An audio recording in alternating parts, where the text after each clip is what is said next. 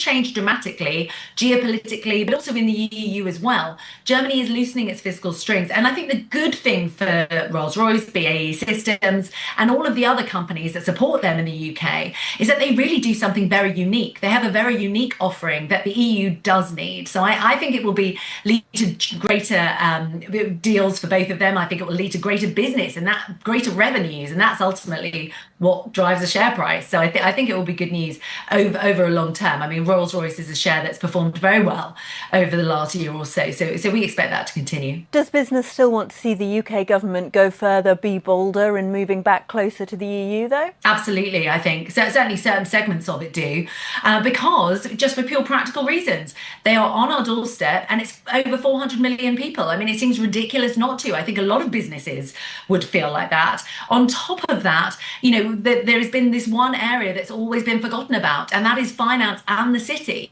That was excluded from EU Brexit talks in favour of things like fishing. Well, now that seems to have been dealt with this veterinary bill and, you know, the UK giving some ground on fishing rights, that actually we can get down to business for something, an area of the economy that is hugely important for the UK. So I think that will be the next step. And I think what's good is that this is a pathway to further cooperation with the EU. And it seems like we're firmly on that path now, which can only be a good thing for business. That was Kathleen Brooks of XTB. Don't forget, you can watch more videos on Reuters. Weighs heavy on the markets.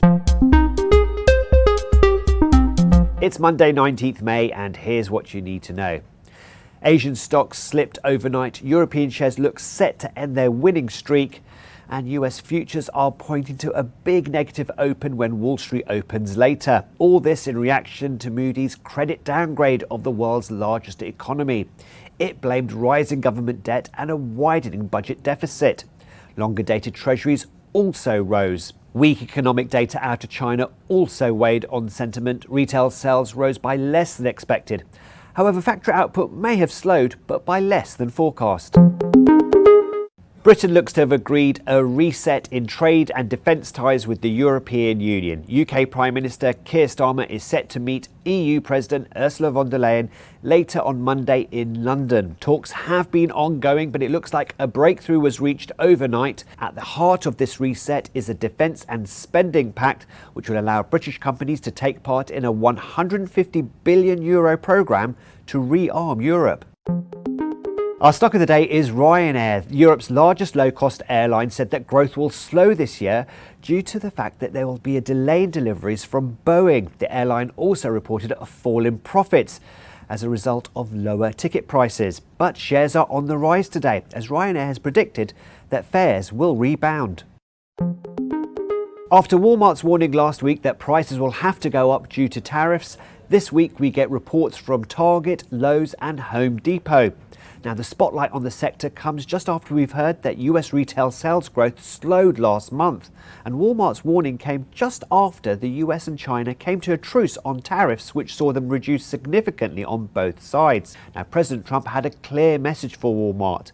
He believes that they should eat the tariffs. And that's what you need to know this morning. Data centre deals in the Middle East. But what does that mean for the chip sector? This is Sectors Up Close, and we're talking semiconductors.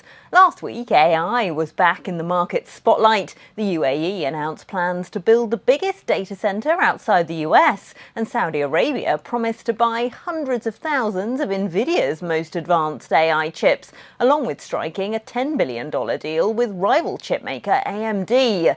The Philadelphia Semiconductors Index has climbed in recent weeks and is now almost flat for the year. Randy Watts is Senior Portfolio Manager at O'Neill Global Advisors. Randy, how important were these big Middle Eastern deals for the chip makers? I think the deals were important, but let me say two things to start. Right now, when we look at the semiconductors, there's essentially AI and everything else. So in the semiconductor space, the broad basic industrial chips are not growing that fast. And at William O'Neill & Company, we do have some concern about the Apple supply chain. As you mentioned, though, AI is still growing very fast in terms of chip demand. While the Middle Eastern deals are important, I think what's more important and what's been driving demand recently are the hyperscalers. And those are companies like Microsoft, Amazon, Google, and Meta. And if you look at their spending, many investors were worried that that capital expenditure was going to slow coming out of Q1. But we learned on the conference calls that there's actually been no slowdown there. Those companies are estimated to spend about $330 billion this calendar year. And Meta actually increased their capital expenditure budget by about $5 billion on their conference call. So AI within semiconductors continues to be very strong. How much, though, are those hyperscalers under pressure from their own shareholders to show this vast investment in AI is making them a return? I think there is pressure, but these companies really view this as a gold rush type opportunity. And so right now they're really committed to continue that spending. And that's going to really favor the semiconductor companies that operate in that AI space. Away from the AI space then, let's talk about some of those supply chain concerns that you mentioned. We saw a big dip in chip makers when tariffs were introduced in early April. Where are the biggest vulnerabilities in the sector? So with regards to that, we've seen the semiconductor index, the SOX, come all the way back from its April low. It's now up about 44%, rallying from there, and it's right back to around its 200-day moving average. That really has been, I think, driven primarily by AI. I think right now the market is pricing in a likelihood of a pretty positive resolution on the U.S.-China trade talks. So there's definitely some positive sentiment in the names right now. However, industrial demand has really been softening on the macro level over the last several months. So those companies do continue to have problems and concerns in the real world with regard to the trade talks. And then Apple has been also seen some slowdown, particularly in China. So companies that supply chips to the Apple supply chain, we do think have some worries. You think then that this is a sector where you need to be very picky as an investor? Absolutely. We really favor the growth companies that are expanding or maintaining their market share in AI. And then on areas like analog, mixed signal, et cetera, we're really being more cautious. And what we want to see there is more of a global pickup in economic demand and industrial production to turn more positive on those stocks. We're also still cautious on semiconductor equipment, capital equipment. While the high end is doing well, so selling into areas like TSM, the broader market for semiconductor capital equipment is actually slower this year. So that's another area where we'd like to see more of a macro pickup before we get involved. When we talk, though, about the US-China trade war that you mentioned, even the most advanced AI chip makers are vulnerable there, aren't they? Because, of course, their sales in China have been restricted for national security reasons, and that could happen further, couldn't it? It is a risk. They have been restricted. We're hopeful that if the US-China trade talks come to a positive resolution, that will get loosened up.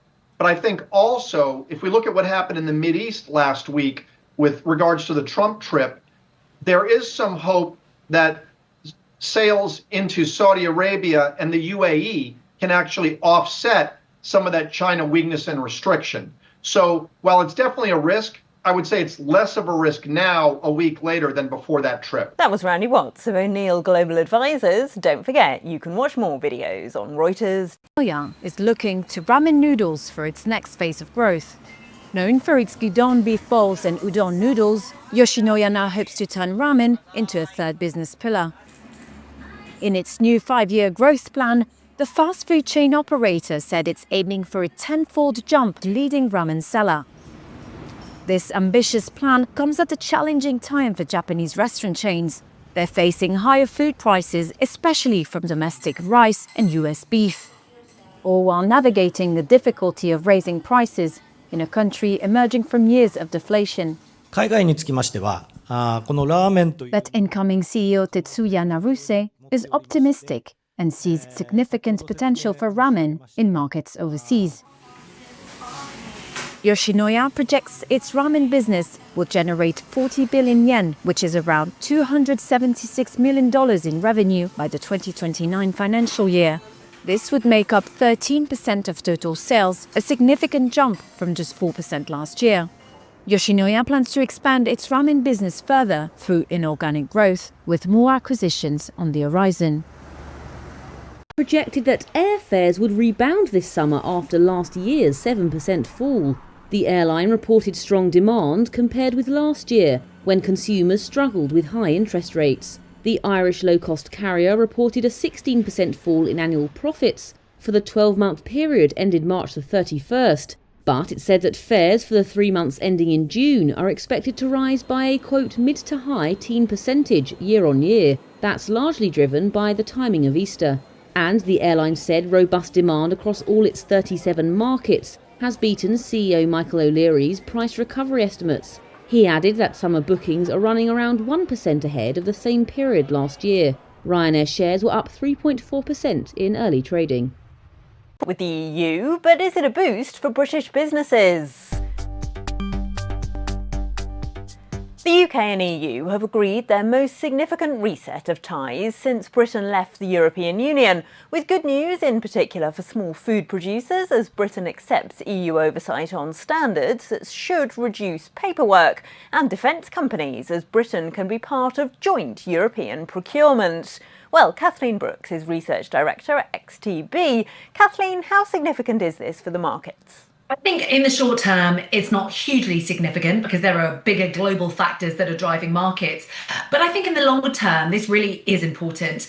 If we think since Brexit, we've seen a weakening pound. We've never got back to those levels that the pound was at before Brexit. We've also had a valuation discount compared to a lot of our global peers for our stock markets, that anything that's closer to a market that's on our doorstep, that includes more than 400 million people, is going to be a good thing. But it's going to take a little while to seep through. We need to get the formal details and know when this will actually come into effect. But overall, I think it's very, very significant. Deepening economic cooperation is a positive for the markets, and it certainly shouldn't weigh on the markets, even though markets are a bit weaker at the start of this week, but that's due to other factors and nothing to do with the UK domestically. Do you think that Britain, which of course has also recently announced trade deals with the US and India, is starting to look more investable from a foreign perspective? I think 100%. I mean, it looks now, firstly, it was the timing of the trade deals. We were the first one to get one with the US. In the same week, we got a great trade deal with India as well. So I think it looks like it's open for business, that it is, in a really good location. One outstanding piece is, of course, the EU, and that's been the elephant in the room for so long. If we can just bridge that gap, then, the UK should go back to its rightful place, really at the centre of finance. And I think by focusing more on agriculture, that could loosen some of the red tape around the city and around financial dealings with the EU as well. Have we seen a positive reaction, Kathleen, in the pound today? So the pound is higher today, and that's a function potentially of this. More so a function of weakness in the dollar after their downgrade by Moody's. So we've seen, overall weakness in the dollar across most of the G10 FX space. The euro is also doing very, very well. So I think that, the fact that they are leading this kind of push higher against the dollar is a sign that, closer relations between the EU and the UK are good for both the EU and the UK together. There was hope that British defence companies like Rolls-Royce and BAE Systems would get direct access to a €150 billion programme to rearm Europe. It looks like that will require further talks. Is that a disappointment? I think that it's, this is a pathway to greater economic procurement, cooperation, and the procurement part of it, well, of course, Europe is going to want to defend their own first and protect their own first and spend with their own companies first. We did have Brexit after all. We're not rejoining the EU. So it's no wonder that we are not going to be given first dibs on that. However, it's a good thing because it suggests that we're certainly not on the back of the queue. And I think a few years ago, we really would have been. Things have changed dramatically, geopolitically, but also in the EU as well. Germany is loosening its fiscal strength. And I think the good thing for Rolls-Royce, BAE Systems, and all of the other companies that support them in the UK is that they really do something very unique. They have a very unique offering that the EU does need. So I think it will lead to greater deals for both of them. I think it will lead to greater business and that greater revenues. And that's ultimately what drives the share price. So I think it will be good news over a long term. I mean, Rolls-Royce is a share that's performed very well over the last year or so. So we expect that to continue. Does Does business still want to see the UK government go further, be bolder in moving back closer to the EU, though? Absolutely, I think. So certainly certain segments of it do, because just for pure practical reasons, they are on our doorstep and it's over 400 million people. I mean, it seems ridiculous not to. I think a lot of businesses would feel like that. On top of that, there has been this one area that's always been forgotten about, and that is finance and the city. That was excluded from EU Brexit talks in favour of things like fishing. Well, now that seems to have been dealt with this veterinary bill and the UK giving some ground on fishing rights, that actually we can get down to business for an area of the economy that is hugely important for the UK. So I think that will be the next step. And I think what's good is that this is a pathway to further cooperation with the EU. And it seems like we're firmly on that path now, which can only be a good thing for business. That was Kathleen Brooks of XTB. Don't forget, you can watch more videos on Reuters. Diageo has launched a plan to save $500 million by 2028 after years of sales declines. Its CEO said the move will help the world's top spirits maker deliver about $3 billion free cash flow per annum and reduce debt. The Johnnie Walker maker said US tariffs could hit profits by $150 million. That's down from earlier estimates, after Washington threats of higher duties on some Mexican and Canadian alcohol came to nothing. Diageo currently generates around 45% of sales in the US from products that must be made in either Mexico or Canada, including tequila and whiskey brands. The company reported a 5.9% rise in third quarter organic sales and affirmed its full-year forecast. It said growth benefited from an acceleration in shipments to North America ahead of the imposition of tariffs. It expects this effect to reverse in the fourth quarter. Those tariffs at the rate he threatened last month if nations don't negotiate in good faith. That was according to Treasury Secretary Scott Bessent on Sunday. Speaking in TV interviews, he didn't spell out what good faith meant, nor did he specify when Washington might decide to return to the tariffs first imposed on April 2nd. Trump has repeatedly changed course since, notably on April 9th, when he cut the tariff on most imported goods to 10% for 90 days. Bessent said the administration was focused on the 18 most important trading relationships, and he said any country that didn't negotiate would just get a letter saying, "Here is the rate." Trump's trade war has disrupted global commerce and roiled financial markets. Companies of all sizes have been whipsawed by the on-off tariff policies. Over the weekend, Donald Trump condemned Walmart for saying it would have to raise prices as a result of the import duties. He said the retail giant should eat the tariffs. Bessent said company chief Doug McMillon told him Saturday that Walmart would indeed absorb some of the costs. There was no response from the firm to the claim.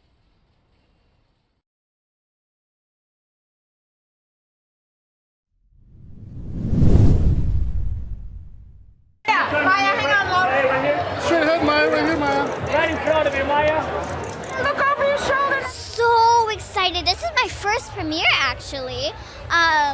I love the blue carpet. I like how they mentioned Sit to Lie, and my poster is right over there, if you can see.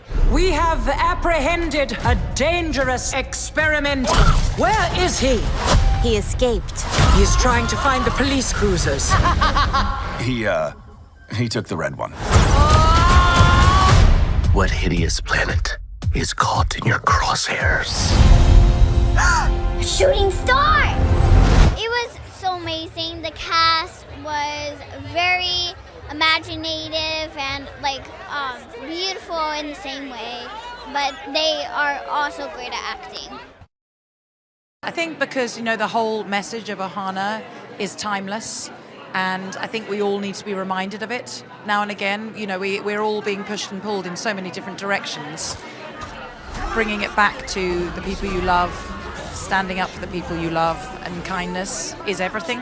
And it's simple, but it's true. Family means nobody gets left behind or forgotten.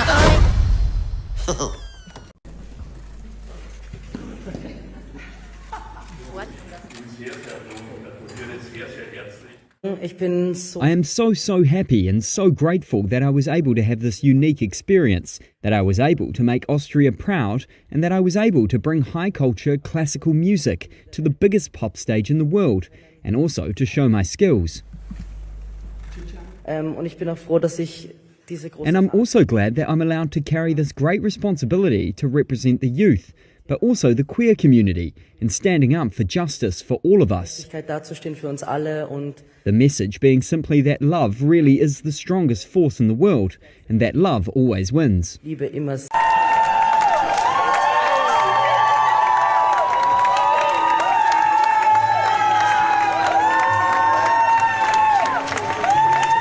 Leute, wir haben den Schatz gewonnen. Die Trophäe ist wieder daheim! Guys, we've won. The trophy is back home. Thank you so much for all your support, guys. Really, I'm so overwhelmed. This is just absurd. Danke vielmals, dass ihr auch daran geglaubt habt und ihr auch so. Thank you so much for believing in it and for being so nice to me. So thank you so much to everyone who came here. Thank you so much. Thank you really. Thank you all. This is for you.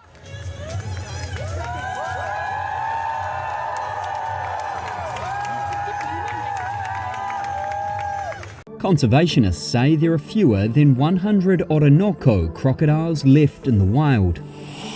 They live here in the Orinoco River Basin, which covers most of Venezuela and spills into Colombia. In a bid to avoid the extinction of one of the world's largest living reptiles, the Venezuelan Crocodile Specialist Group have been raising their young, but they say they are losing this race against time. Decades of poaching for leather pushed the Orinoco crocodile to the brink. Omar Hernandez, a biologist and head of Venezuelan Conservation Foundation FUDECI, says poverty among Venezuelans means they are now hunted for a different reason. The problem remains the same. They are being killed for food and they eat the eggs. So even if we release caimans, there is still the pressure of hunting. Additionally, there are poverty issues in the countryside as people eat whatever they can find. There is no enforcement of regulations or protection measures. The scientists collect the eggs or hatchlings from where crocodiles are known to nest. They also breed captive adults kept at a zoo and a biodiversity centre and cattle ranch in central Venezuela. The babies are raised until they are about a year old and grow to a weight of around 13 pounds. Every year, the group releases around 200 young crocs into the wild. But Hernandez is never confident of their survival due to a lack of awareness among the general public. The members of the Crocodile Specialist Group are not getting any younger either. The next generation of biologists have mostly fled turmoil in Venezuela for jobs elsewhere. But the head of the group, Alvaro Velasco, says they will continue on for the love of the animal. People wonder why crocodiles. They think they're ugly, but to me, they are fabulous animals. You release them and they stay there. They look at you and suddenly they seem to think, what am I doing now in this gigantic river? And then they start swimming in the river and it is something wonderful.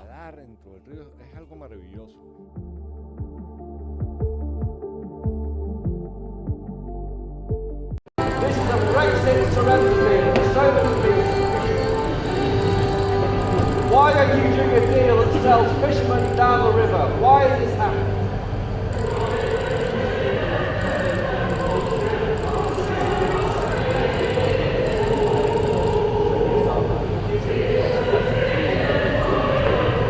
Have you sold out the fishermen? Putin of Russia and President Zelensky as well, and I'm sure he'll talk to a number of world leaders today because he always does that. But look, the president's been very clear. This is not the United States is not going to spin its wheels here. We want to see outcomes. And the first major outcome that we wanted to see, which we were glad about, is that we wanted the Russians and the Ukrainians to put a real peace proposal on the table. What would you need to do in order to stop fighting? That happened. The second thing is they needed to agree to direct talks with one another. These sides hadn't talked in years. We thought that was a disgrace. That has now happened. But now, that the talks have been proceeding for a little while, we realize there's a bit of an impasse here. And I think the president's going to say to President Putin, look, are you serious? Are you real about this? Because the proposal from the United States has always been, look, there are a lot of economic benefits to thawing relations between Russia and the rest of the world, but you're not going to get those benefits if you keep on killing a lot of innocent people. So if you're willing to stop the killing, the United States is willing to be a partner for peace. That's been the proposal to the Russians, to the Ukrainians, and frankly, to nations in other hotspots around the world.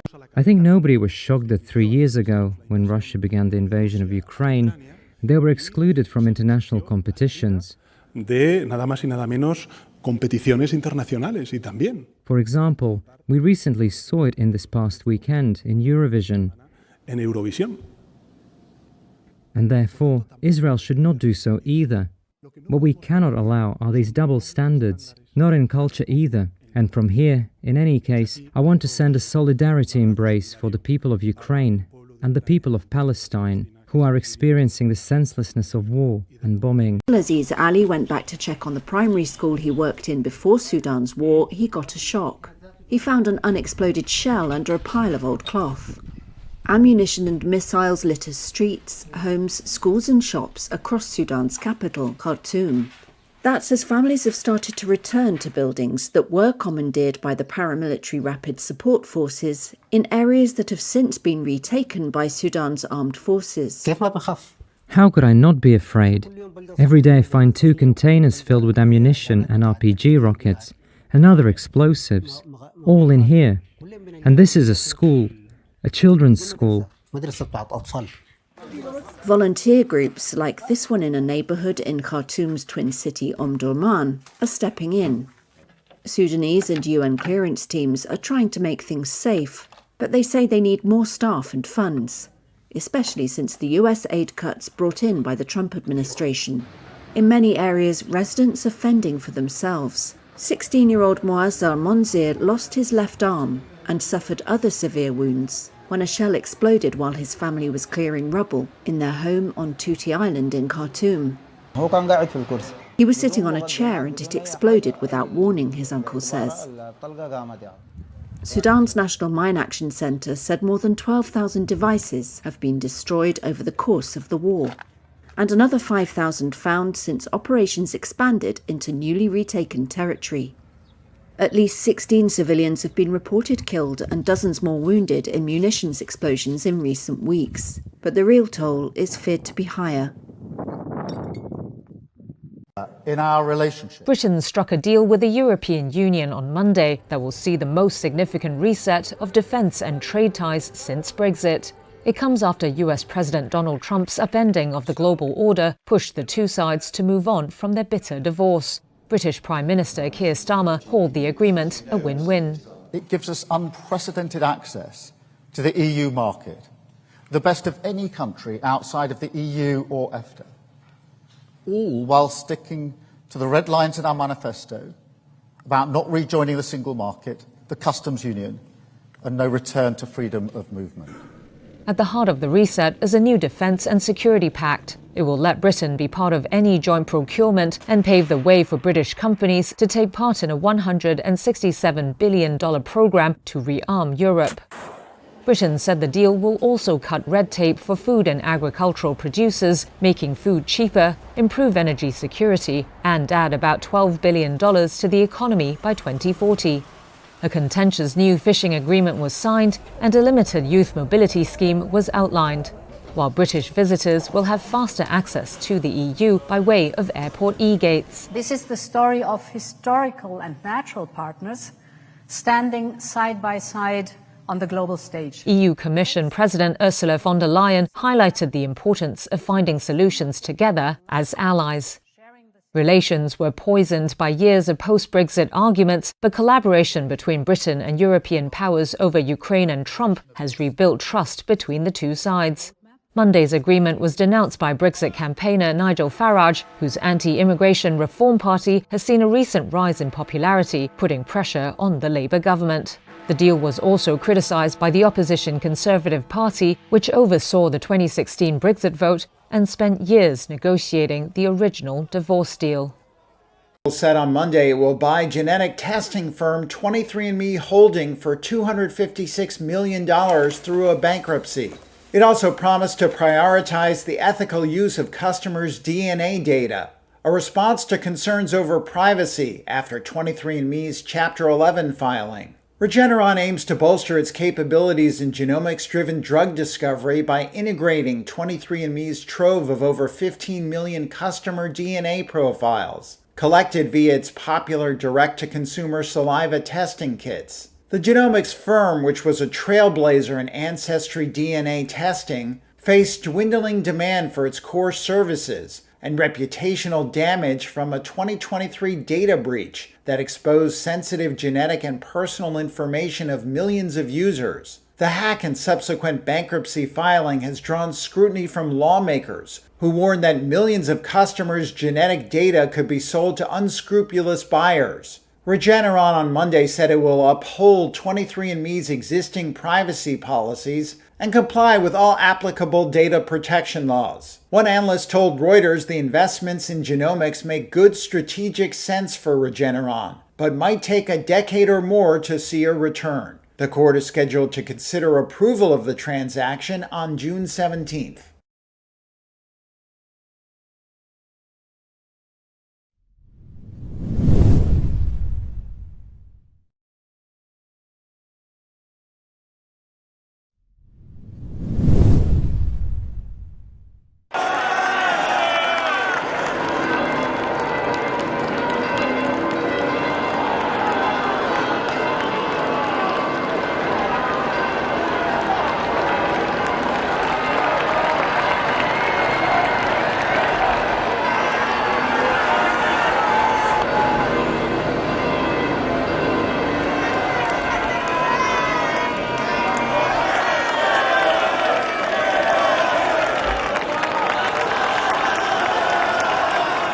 Trump on Saturday said he would speak to Russian President Vladimir Putin on Monday about stopping the war in Ukraine, and that he would talk afterward with Ukrainian President Volodymyr Zelensky.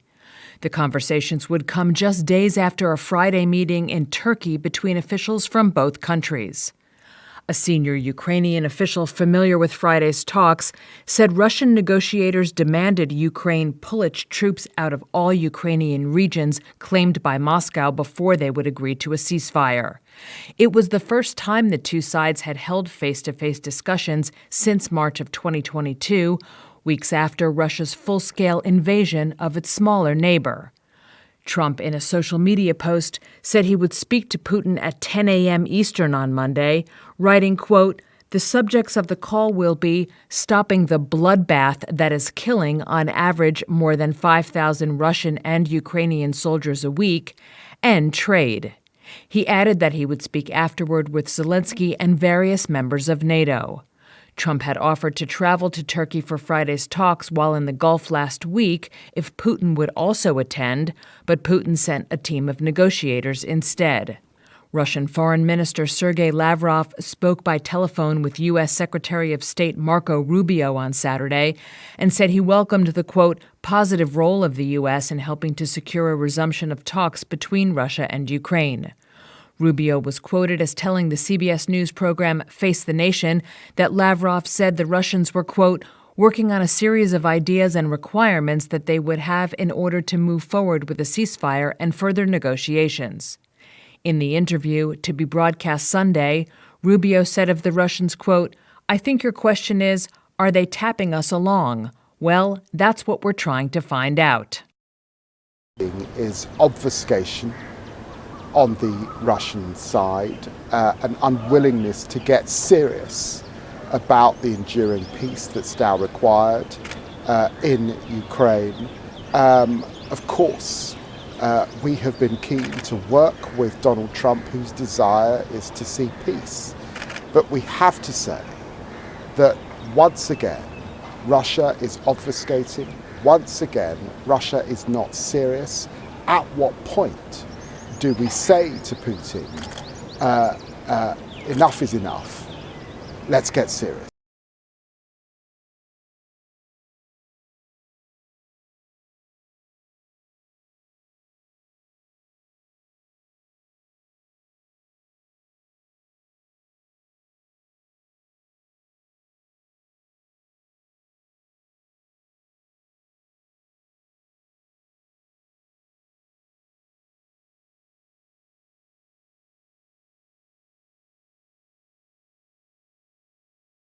Agency service in the Sumy region released footage on Saturday said to show rescue workers dismantling a mangled bus to reach the bodies trapped inside.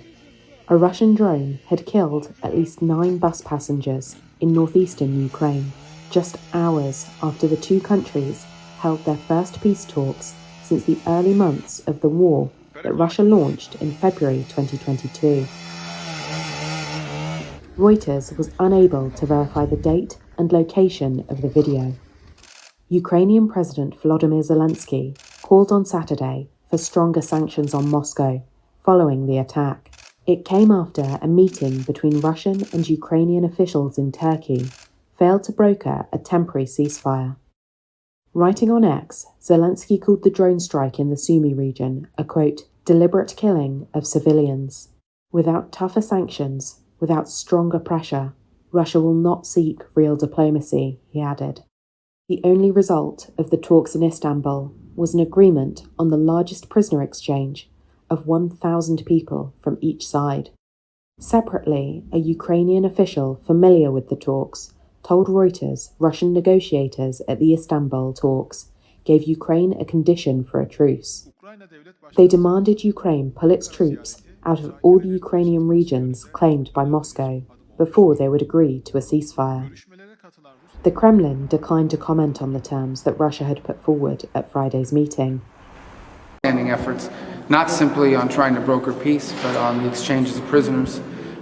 There are children that are currently been taken from their homes that the Ukrainians would like to see returned, and the Holy See has been very involved in that regard. So always grateful for the willingness of the Vatican to play this constructive and positive. The United States' perfect credit rating on Friday for the first time in more than a century over the nation's growing $36 trillion debt pile. It's a move that could send ripples through global markets and complicate President Donald Trump's attempts to cut taxes. Moody's first gave the US its pristine AAA rating in 1919. It's the last of 3 major credit agencies to downgrade the country. The first was Standard & Poor's in 2011. Moody's on Friday cut the rating by 1 notch to AA1, citing rising debts and interest payment ratios that are, quote, significantly higher than similarly rated sovereigns, though its outlook on the US is now stable after it was changed to negative in 2023.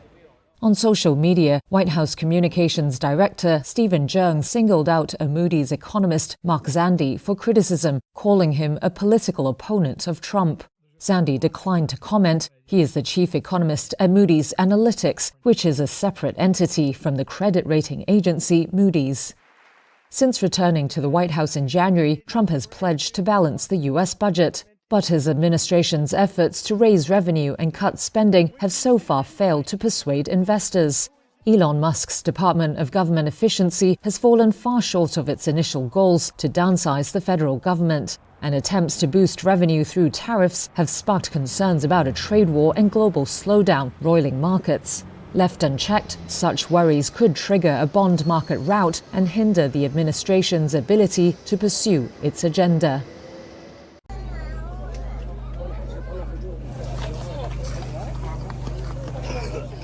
This is the 13th time we have been struck at the Aqsa tented camp.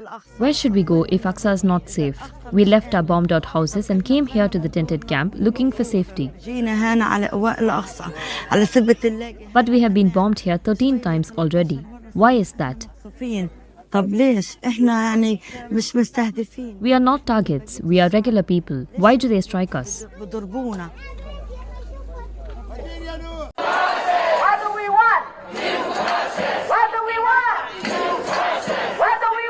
The Trump administration kidnapped a husband and father from the streets of Maryland and illegally sent him to a notoriously dangerous foreign prison. Shame! Shame! Their actions were unlawful and unconstitutional. They themselves admitted it was done in error. We will continue rallying. We will continue to show up. We will continue to demand justice. Scheme involving hundreds of thousands of phantom cows has collapsed into one of Uruguay's biggest ever financial scandals. People have lost their life savings. 3 companies have gone bust and are being investigated for fraud. the co-owner of one firm involved, has died by suicide. And the losses have reached some $350 million, sending shockwaves throughout the stable farming nation. Gente común que tenía sus ahorros optó por confiar en el país y optó por comprar ganado en función de un sistema de trazabilidad que le otorgaba confianza a los efectos de colaborar con el desarrollo de nuestro país. Sandra Payero is on the hunt for some cows. In March of 2024, she sunk her life savings, more than $50,000, into a cow bond scheme offered by a local investment firm called Conexión Ganadera. Habían juntado unas 60 vacas ahí para la foto. Había 3 peones, pobres tipos. Nada, fue desolador, fue horrible, desolador. The idea was that the cattle would be reared and sold for profit by livestock farms. Payero was promised fixed 7 to 10% dollar returns in a program that appeared to adhere to agricultural ministry rules. She was told she could track the cows via a state-backed online portal. And she liked the idea of owning a tangible asset. It seemed a safe bet. But here in this muddy field, some 370 miles from Uruguay's capital, Montevideo, tracking the 61 cattle she owns, at least on paper, is virtually impossible. She's far from the only one. Politicians, radio hosts, pensioners, and priests are among some 6,000 people now attempting to recover their savings and their phantom cows, possibly up to 700,000 of them. Livestock is at the heart of Uruguay's economy, a country home to some 3.4 million people and 12 million cattle. There are similar investment schemes throughout South America. Many are legitimate. Martín Fablet, a local radio presenter, said he invested several times in Conexión Ganadera and other livestock schemes in the country over the past 12 years. Te tomaban la plata para engordar un animal y si todo se hacía de forma correcta, al final de ese plazo, tiene que estar la plata. Conexión Ganadera is one of the biggest firms now under investigation for fraud. The first hint of the scandal at the company came in November 2024 when a Tesla Model 3 crashed at 130 miles per hour in the small city of Florida in central Uruguay. Behind the wheel was Gustavo Basso, a co-owner of Conexión Ganadera. A coroner concluded that he had taken his own life. Weeks after the crash, investors started reporting late payments. By January, the company confirmed it was short of nearly $250 million. Investors scrambled to withdraw savings amid reports that the firms did not hold as many animals as they claimed. Some filed suits for fraud. An investigation by Uruguay's Prosecutor's Office for Money Laundering Crimes is ongoing. Creo que tengo la posibilidad de medio recuperarme. Hay personas que no, mucha gente grande en esto, mucha gente jubilada, ¿no? Y que va a sufrir, An inventory of Conexión Ganadera carried out by a bankruptcy trustee estimated that as few as 70 to 80,000 cattle actually existed, of the more than 800,000 the company claimed to manage. Pablo Carrasco, the company's co-owner, denies fraud allegations. Lawyers representing the company said they cannot comment on legal proceedings until testimony is given in court. Now, victims want to know how authorities failed to spot the problems, despite the cattle registry. The companies themselves were responsible for applying tags and adding information to the national database.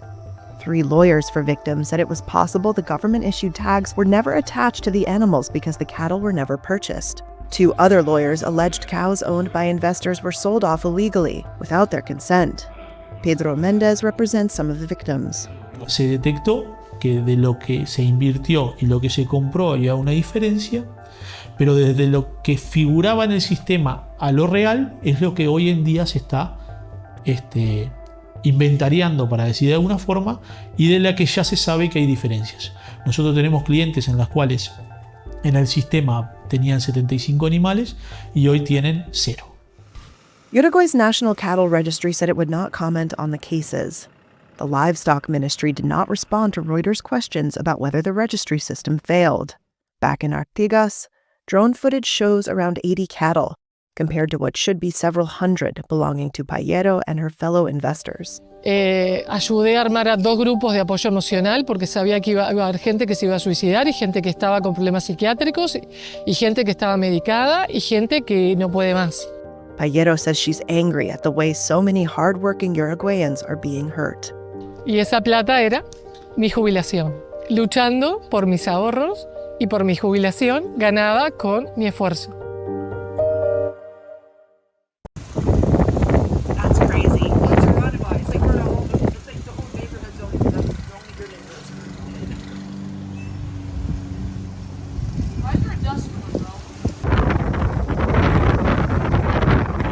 Stabbed and partially blinded novelist Salman Rushdie on stage at a Western New York Arts Institute in 2022 was sentenced to 25 years in prison on Friday, the district attorney said. Hadi Matar, a U.S. citizen from Fairview, New Jersey, was found guilty of attacking the author in February. Rushdie has faced death threats since the 1988 publication of his novel The Satanic Verses. Ayatollah Ruhollah Khomeini, then Iran's supreme leader, denounced it as blasphemous, leading to a call for Rushdie's death, an edict known as fatwa. Here's Judge David Foley on Friday. Everybody's entitled to have different views and different opinions about things.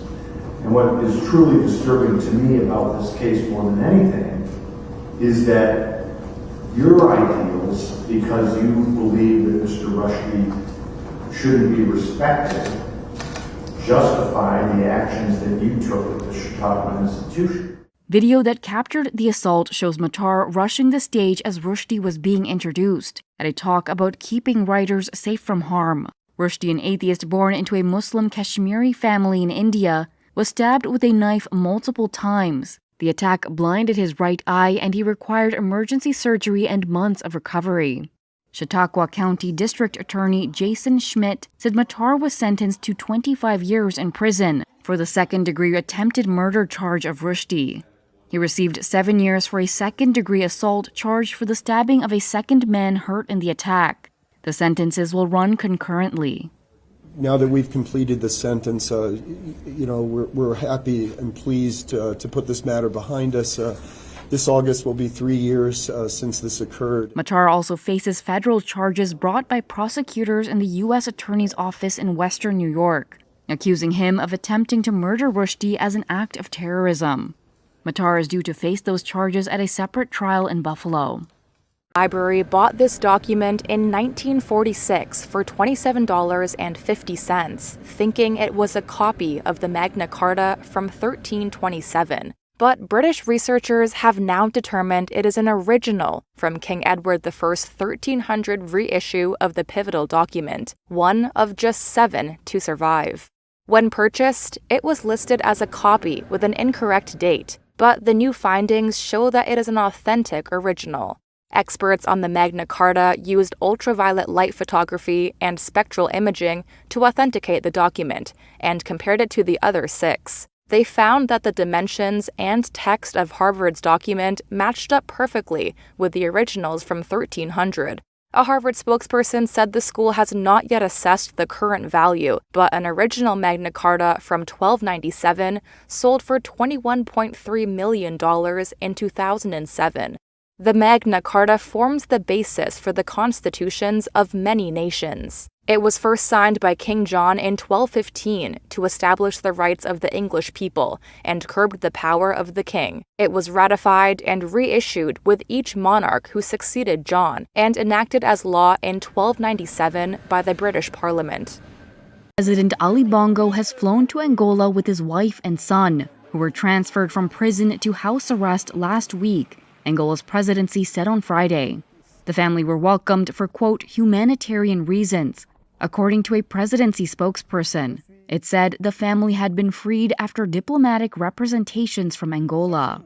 Bongo was ousted in a coup in 2023. African Union officials called last month for the release of Bongo's wife and son, who were taken into custody shortly after the coup. They were accused of crimes including embezzlement and money laundering. Bongo was also initially placed under house arrest after the coup, though officials later said he was free to move as he wished. His supporters said this was untrue. 2 sources familiar with the case told Reuters the family had left Gabon before midnight on Thursday. Some Libreville residents questioned how the family was able to leave. If these 2 got out so easily, it means we should completely empty the prison, because there are thieves who stole phones who have been there for years. They had such serious charges, but we don't know how they leave through the front door like this without being judged, and moreover, they travel.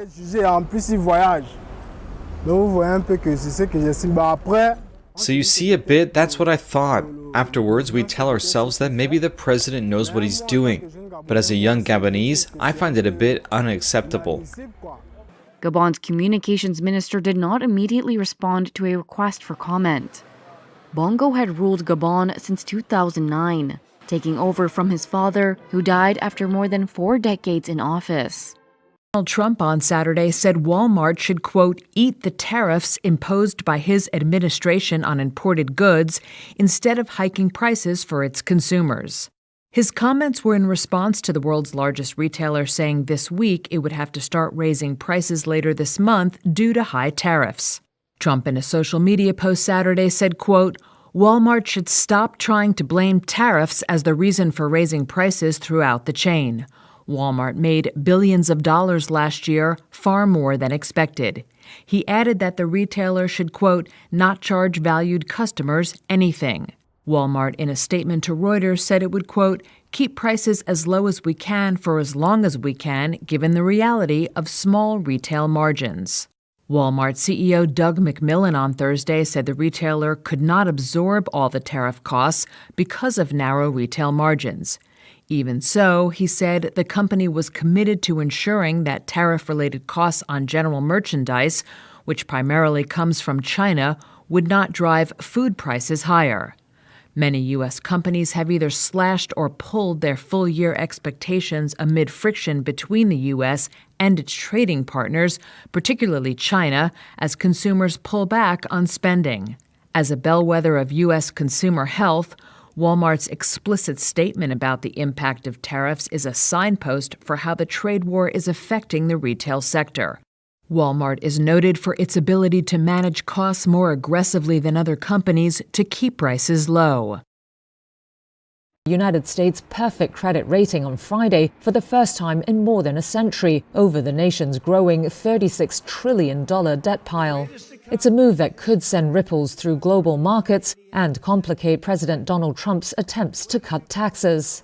Moody's first gave the U.S. its pristine AAA rating in 1919. It's the last of 3 major credit agencies to downgrade the country. The first was Standard & Poor's in 2011. Moody's on Friday cut the rating by 1 notch to AA1, citing rising debts and interest payment ratios that are, quote, significantly higher than similarly rated sovereigns, though its outlook on the U.S. is now stable after it was changed to negative in 2023. On social media, White House Communications Director Stephen Jung singled out a Moody's economist, Mark Zandi, for criticism, calling him a political opponent of Trump. Zandi declined to comment. He is the chief economist at Moody's Analytics, which is a separate entity from the credit rating agency Moody's. Since returning to the White House in January, Trump has pledged to balance the U.S. budget. But his administration's efforts to raise revenue and cut spending have so far failed to persuade investors. Elon Musk's Department of Government Efficiency has fallen far short of its initial goals to downsize the federal government, and attempts to boost revenue through tariffs have sparked concerns about a trade war and global slowdown roiling markets. Left unchecked, such worries could trigger a bond market rout and hinder the administration's ability to pursue its agenda.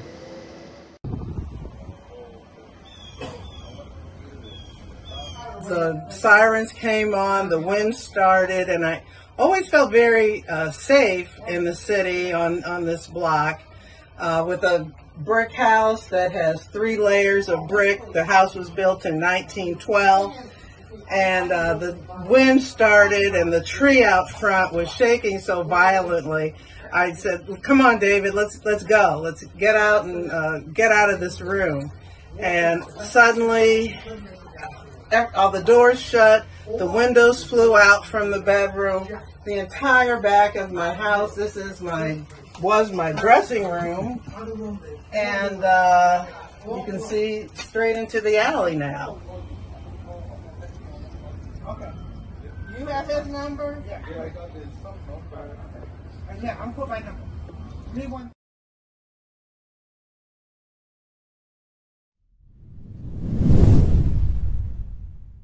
Trump's sweeping tax bill failed to clear a key procedural hurdle on Friday. 5 hardline Republicans joined all 16 Democrats on the House Budget Committee to oppose the measure in a rare political setback for the Republican president in Congress. Texas Republican Chip Roy was among the hardliners demanding deeper spending cuts. We are writing checks we cannot cash, and our children are going to pay the price. So I am a no on this bill unless serious reforms are made.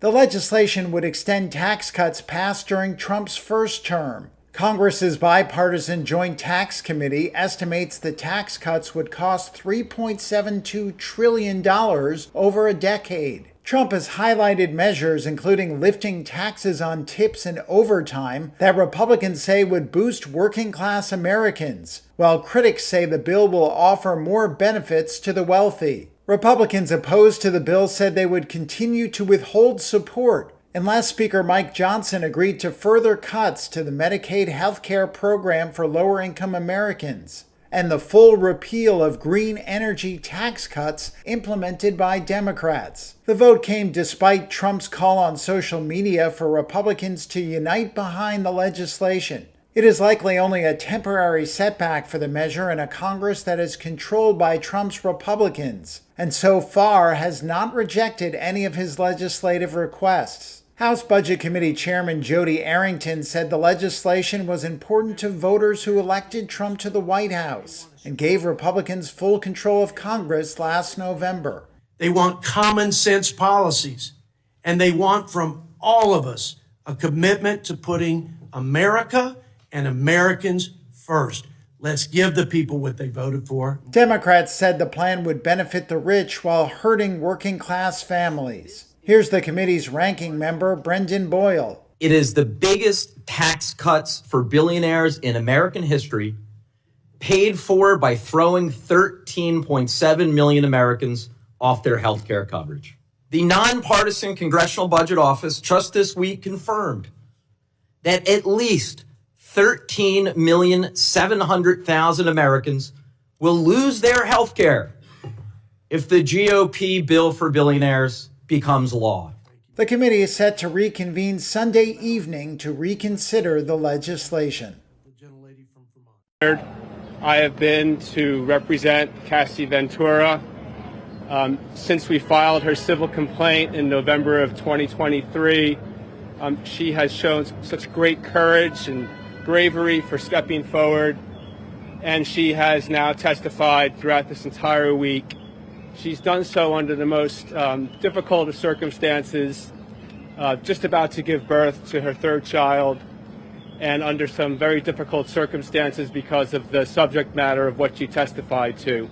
This week has been extremely challenging, but also remarkably empowering and healing for me. I hope that my testimony has given strength and a voice to other survivors and can help others who have suffered to speak up and also heal from abuse and fear. For me, the more I heal, the more I can remember. And the more I can remember, the more I will never forget. I'm glad to put this chapter of my life to rest. As I turn to focus on the conclusion of my pregnancy, I ask for privacy for me and for my growing family.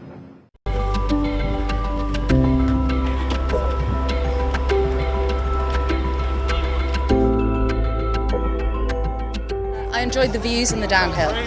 The last peak was very, very tough. But we got there, and it's lovely to see so many different nationalities come together and run it.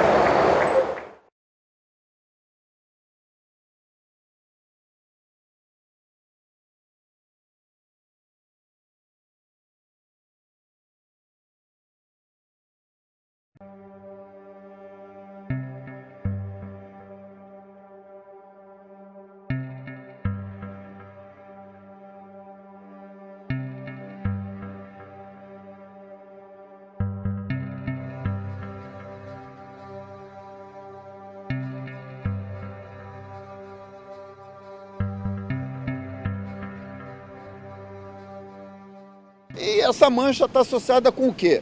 Com crescimento. What is this stain associated with? Urban growth, whether ordered or disordered, doesn't have universal sanitation throughout the region. In other words, the sewage flows down the rivers into the lagoon and from the lagoon into the sea.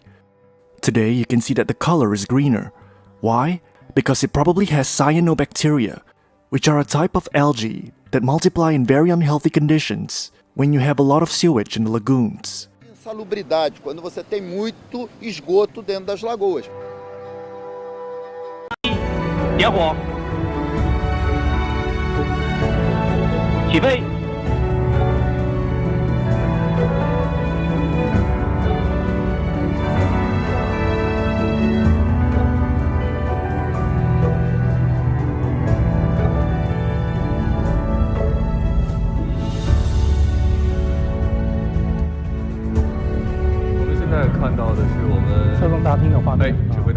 If the enthusiasm about a deal with China is warranted, because first of all, we know that it's only a 90-day reset, so it's difficult to determine what's going to happen after those 90 days.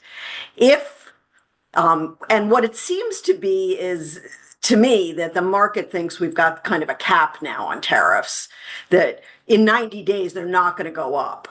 And they could conceivably go down. And so I think maybe that's what's keeping investors enthusiastic, because otherwise the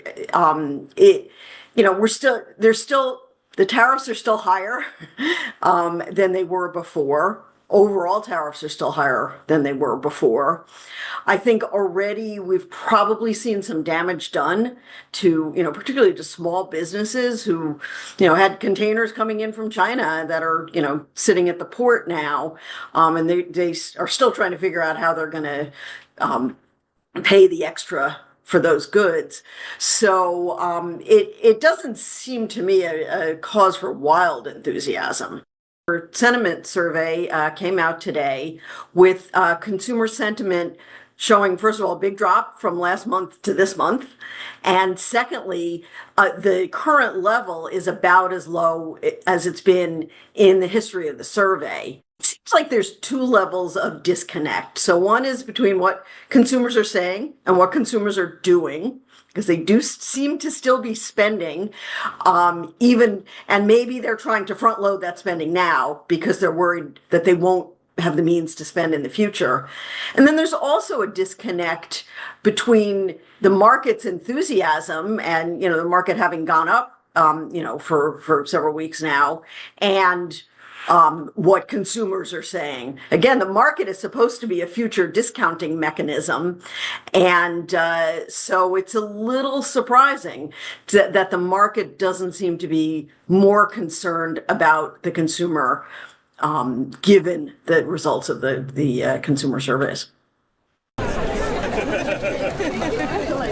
My partner comes every year, and I love traveling to because it's part of what I like. Is I save my holidays just for this, because everyone else does, Easter or Christmas. This is my Christmas, so it's pretty much this is my passion.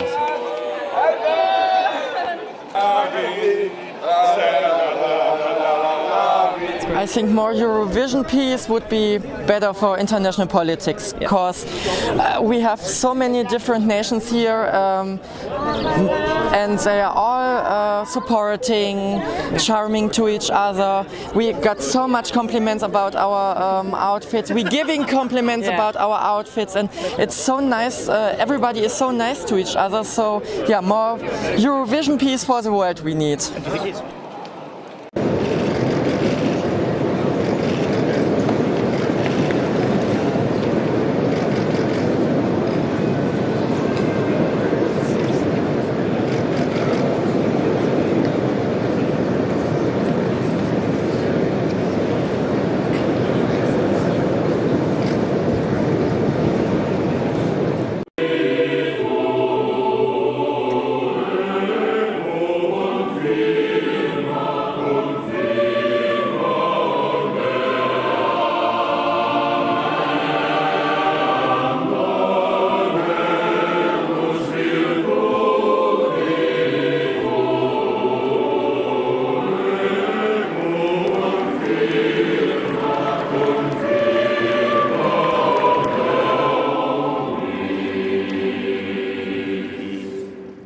assigned to navigate, the boat out of the water.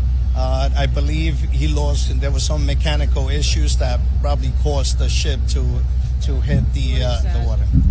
The coordination was extremely important, and it was executed to the best of our ability to minimize any loss of life. Our hearts go out to the family members, and many family members are going to be traveling here from Mexico. We want to make sure we collaborate with the ambassador and his team to give them the proper information.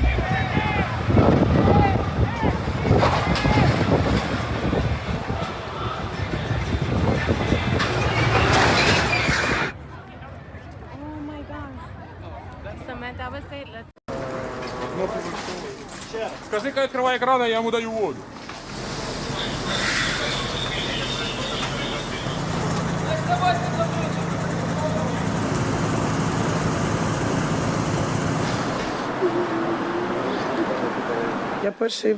In the very beginning, during the first explosion, I was at home with my little son. We went to the cellar all together. I always take cover in the cellar and drag my children with me. Then my younger son said, "Mummy, let's go to the kindergarten." I didn't want to go and thought we would survive if there were just 10 drones. It wasn't the first time in our life. But he insisted and we went to the kindergarten. Thank God, we are alive. But I feel very sorry for the neighbors. A young woman died. I can't get over it. I simply can't. I could clearly hear the drone flying right towards my house.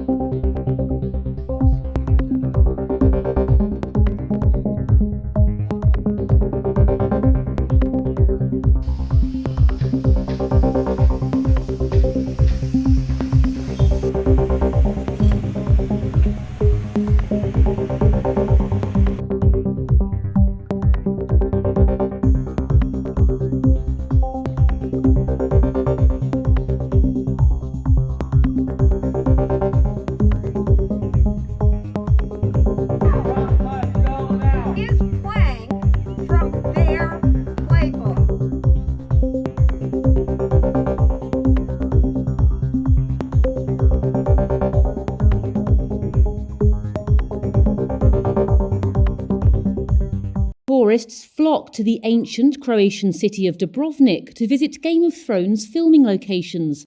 But US President Donald Trump's threats to impose a 100% tariff on all movies produced outside the US have alarmed the entertainment industry. Some locals in Dubrovnik, which was also used to film Star Wars The Last Jedi, fear directors may no longer film there. Croatian film producer Igor Alexander Nola. There has been a halt in the complete production that we planned for 2025 to 2027. First, because of the global scale of the economy. The stock markets are not stable. There is a big disruption due to the tariffs that Trump would like to introduce. And because of all of this uncertainty, part of the finances is actually on standby. Central European countries and the Balkans have been used by Hollywood for years for their dramatic scenery, architecture and cheap filming costs. If a movie or series is a hit, those locations can become hugely popular with visitors. A Dubrovnik tour guide said the numbers of visitors there have hiked, with 1,000 tourists joining a Game of Thrones tour every day. New souvenir shops were opened and jobs created for tourist guides and locals assisting in film productions out of season. Without filming there, he said, the city would lose a, quote, big piece of the winter tourism pie. Trump did not provide details about the timing of tariffs. Dubrovnik's mayor, Mato Frankovic, said they have not yet had any cancellations of filming for US productions. He added that the city is also used for a number of European films, as well as by Bollywood. Close to bottoming out, but how will it handle tariff uncertainty? This is Macro Matters, and we're talking about the ECB. One policymaker, Martin Kazak, said this morning that the cutting cycle is almost over. Markets see a roughly 90% chance another cut comes in June, but then expect only one more for the year. The impact of US tariffs on Europe, though, is still very hard to predict. Holger Schmeiding is chief economist of Berenberg. Holger, the European economy is still on quite unstable ground, isn't it? Well, the outlook for the European economy is, of course, highly uncertain. But we have to say that over recent quarters, the European economy, the Eurozone economy, actually expanded fairly nicely. In the first quarter of the year, despite quite a few headwinds, we had trend growth in the Eurozone. Now the uncertainty is weighing on the outlook. But the good thing about the trade wars by Trump is that the damage for the US will likely be much worse than the damage for Europe. And as a result, we do expect Trump to conclude trade deals and lift some of the uncertainty shortly. Of course, there's a 90-day pause at the moment on those threatened tariffs on most European imports. But do you think that threat has already done damage in Europe? The threat has almost certainly done damage. We see it in some of the sentiment surveys. Interestingly, we see it more in services. We see it more in consumer sentiment than in manufacturing sentiment. That looks like a contradiction because the tariffs are, of course, on manufacturing. The explanation is that at the moment, ahead of the tariffs, that manufacturers are already trying to produce in advance. They get some orders in advance. So the hard data from manufacturing and some of the sentiment is actually artificially buoyed by the extra demand to beat the tariffs. But even in manufacturing expectations, we see companies are bracing for some bad news. And very likely, in line with anecdotal evidence, businesses are now holding back from investment until this uncertainty is resolved. In other words, even if those higher tariffs don't return, should we see weaker growth in the next quarter because demand has been moved forward? Yes, we had a bit of demand being moved forward into the first quarter, possibly into the beginning of the second quarter. But roughly from now on, we will likely see weaker hard data, so that the second quarter as a whole will be somewhat weakish and the third quarter also be still somewhat weakish.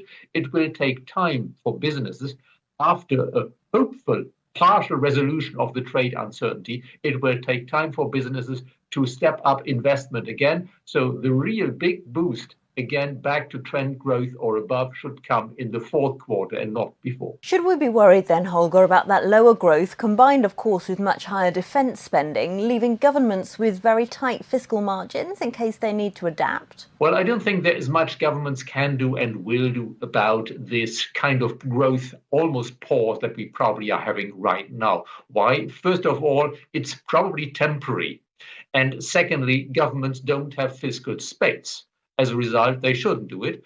If the European Central Bank had to do much more than the widely expected cut in June, it would probably do so.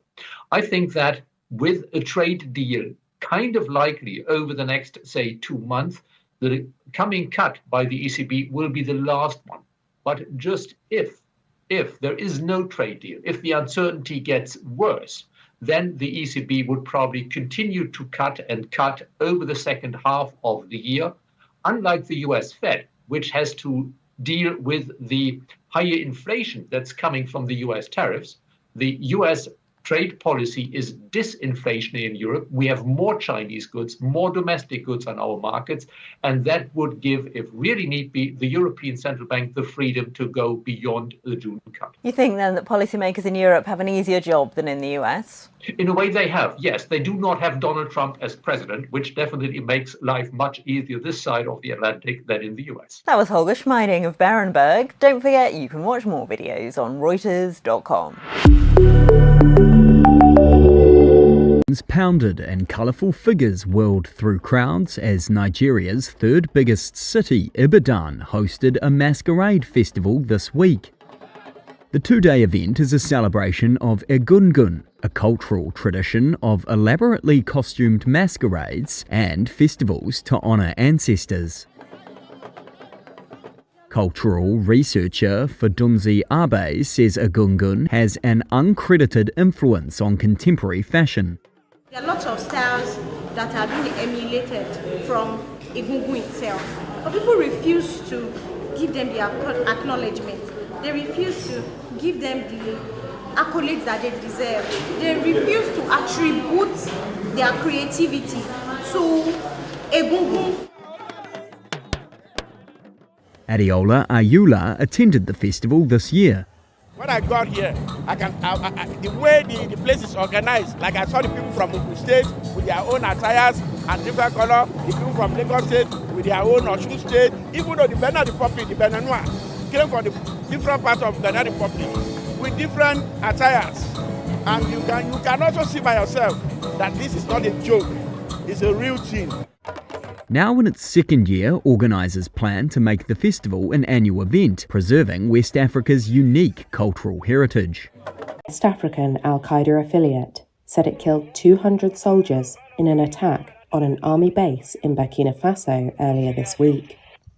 The figure sharply increases its earlier death toll claim of 60 soldiers, according to a group that tracks the online activity of Islamist militants. Jamaat Nusrat al-Islam wal Muslimin, known as JNIM, made the latest declaration via a formal statement, US-based site intelligence group said on Thursday.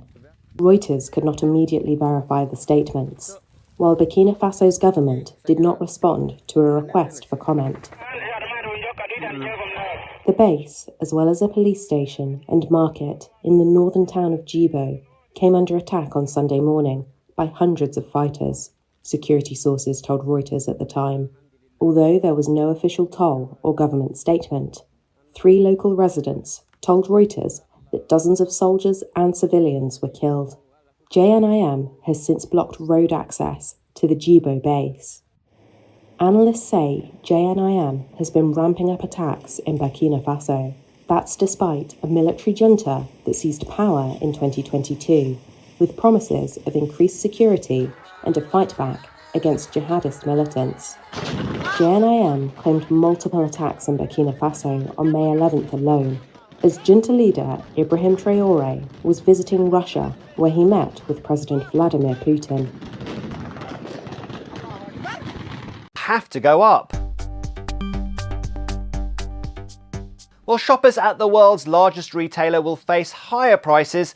Walmart said it will have to start raising them later this month due to the high cost of tariffs. This warning comes in a week when a truce was struck between the US and China on trade and a significant reduction in tariffs from both sides for at least 90 days. Well, Harry Eastwood is an investment director at Artemis. Harry, does this warning from Walmart show that the optimism investors may have been feeling after the agreement between China and the US was struck at the start of the week is now kind of on the wane? I think that's exactly right. I think, obviously they have rode back on those really high aggressive tariff rates introduced, a few months ago. But I think, what investors really need to sort of focus on is actually those tariff rates remain relatively high. And if you think about from a Walmart perspective, they're really the bellwether of, the health of the consumer in the US. And actually, if you look at kind of where they're getting their products from, some 30% are from outside the US, and a large proportion of that is from China. So, I think it's actually, understandable that they're coming out and saying that they're going to have to raise prices. We'll wait and see how that progresses. But what have you made of the market reaction since this trade truce was struck at the start of the week? It was pretty aggressive to begin with. Yeah, I think investors have been looking for, a reason to kind of dial up the risk exposure, and that really gave them a reason to do so. I think you really have to sort of temper some of that optimism with, what I just mentioned around the fact that tariffs still remain high. Obviously, we're going through Q1 earnings season, which is backward looking, but actually, when you're looking at some of the guidance that these companies are providing, it's much more uncertain. And actually, you look at where the index is, certainly the S&P 500 getting back to year to date, And I think you have to beg the question as to whether, that's the right level at this point in time. Now, President Trump will shortly be back in the US from his Middle East trip. The US has agreed to allow the UAE to buy 500,000 of NVIDIA's most advanced AI chips a year. What do you make of this? Should we still be concerned about security? Look, I think if you kind of look at the relationships that the Middle East have been sort of constructing over the past few years, they've grown very close to China. Certainly Alibaba is very close to the government in many of these Middle Eastern countries. So I think there is a degree of concern that's warranted. I think if you look from a US perspective, it should really be a boon to some of the larger tech companies within the US. So NVIDIA, certainly OpenAI as well. And actually, from a Middle East perspective, this should allow them to diversify their economies away from what is fairly reliant on the oil price at present. On Thursday, we also heard from the Fed Chair Jerome Powell. There wasn't too much clear guidance on rates, which isn't a shocker, but where do you see the Fed going with rates this year? Look, I think if you looked at, what the market's sort of expecting, if you looked at, the market's around 2 rate cuts priced in for this year. I think what's really interesting around, Powell's comments is what he's going to do with the framework around, what guides that interest rate policy. So a move from employment to actually focusing on inflation. That really comes about through a recognition that, in part because of tariffs, but we are entering a period of heightened inflation volatility and what seems like actually fairly robust, employment figures in the US. But again, we'll see how that progresses with tariffs. That was Harry Eastwood from Artemis. And don't forget, you can watch more videos on Reuters.com. Richemont on Friday reported a better than expected 7% rise in quarterly sales.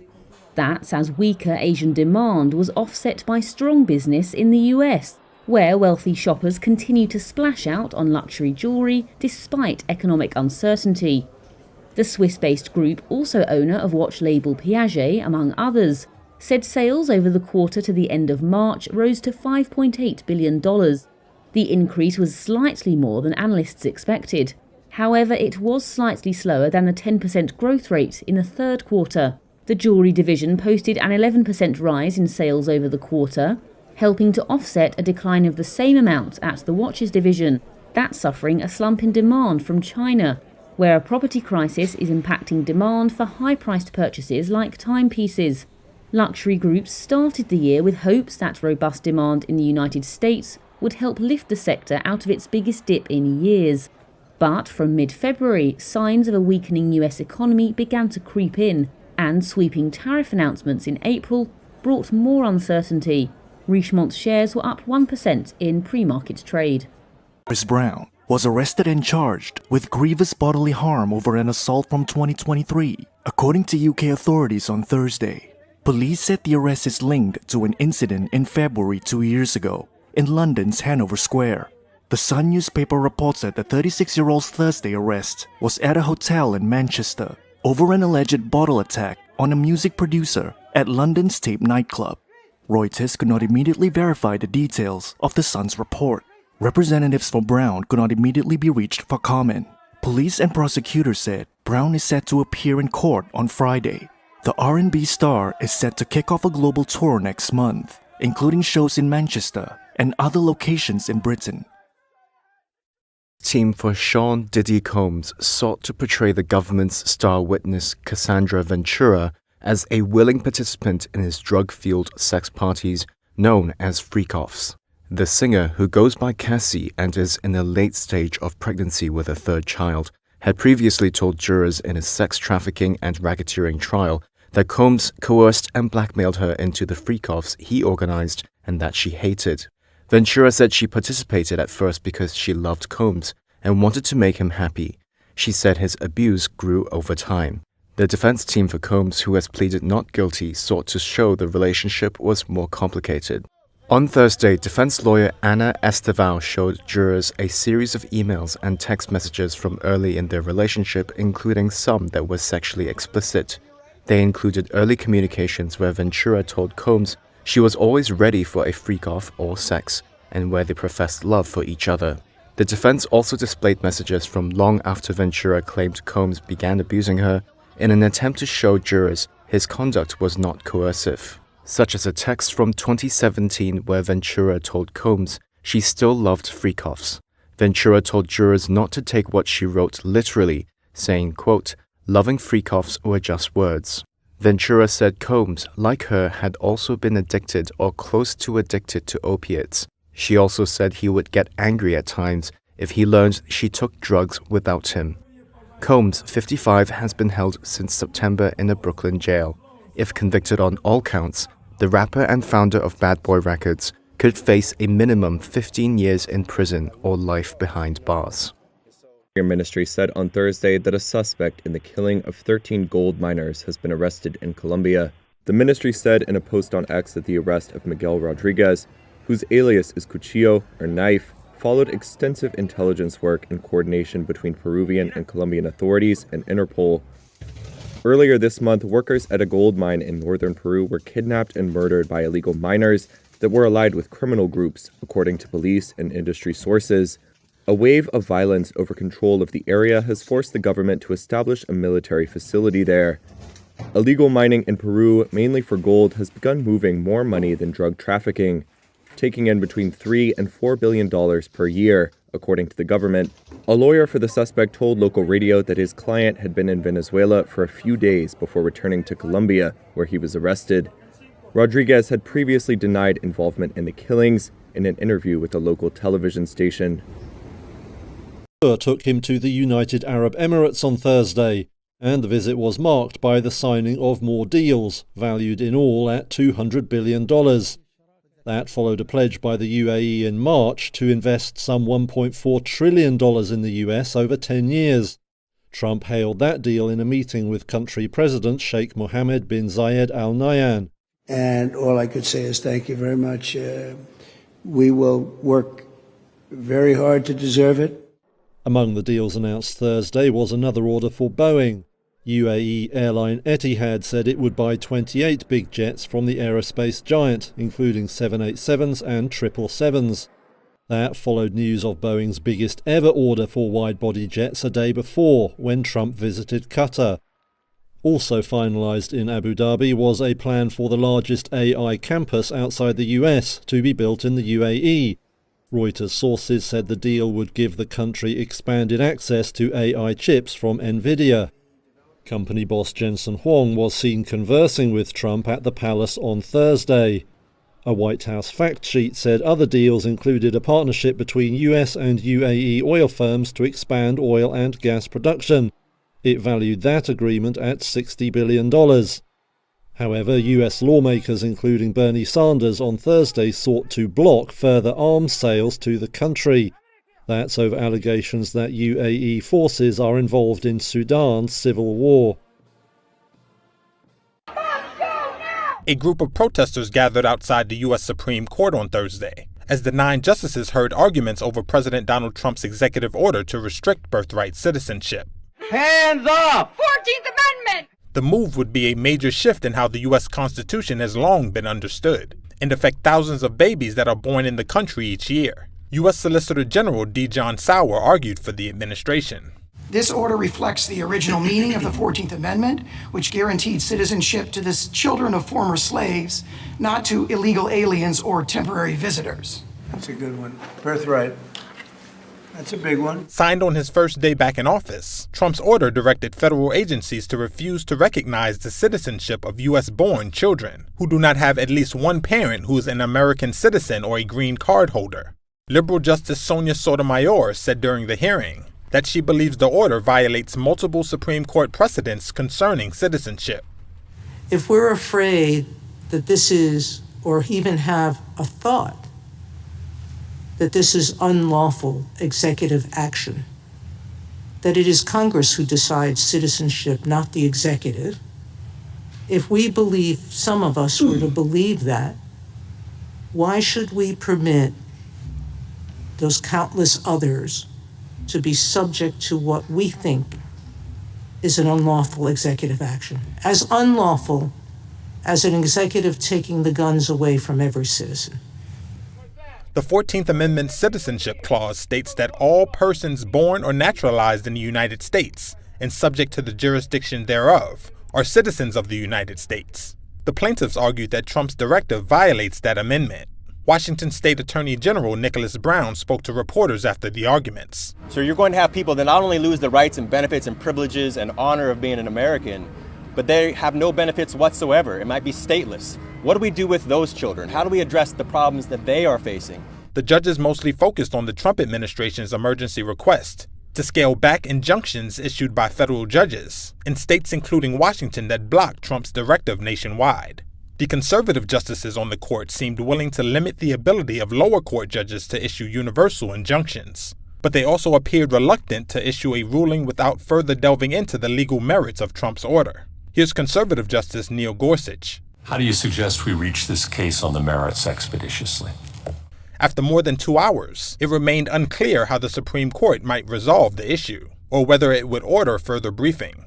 The court, currently made up of a 6-3 conservative majority, includes 3 justices appointed by Trump during his first term as president. Deep rumble, and then a crash.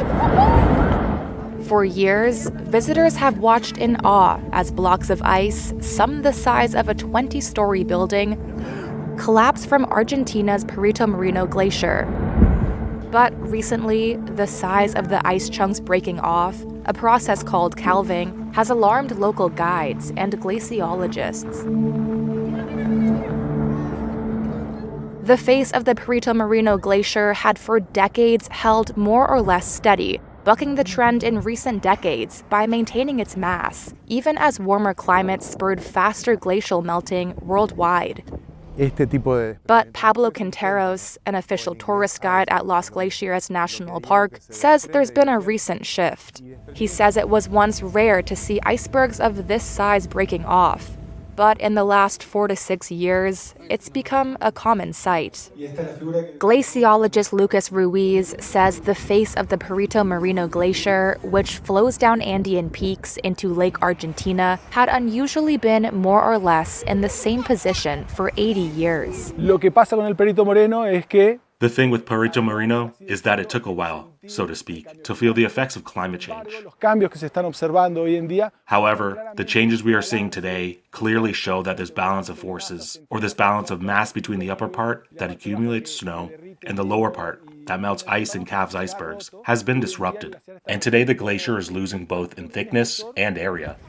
He said that the glacier could rebound as it has done before, but that for the moment, it was losing between 3 and 6.5 feet of water equivalent per year. If not reversed, Ruiz says it could lead to a situation where the loss accelerates.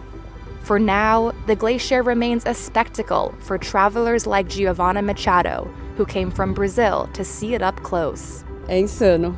It's insane. The most incredible thing I've ever seen in my life. Even in photos, you can't grasp its immensity, but it's perfect. It's amazing. I think everyone should come here at least once in their life.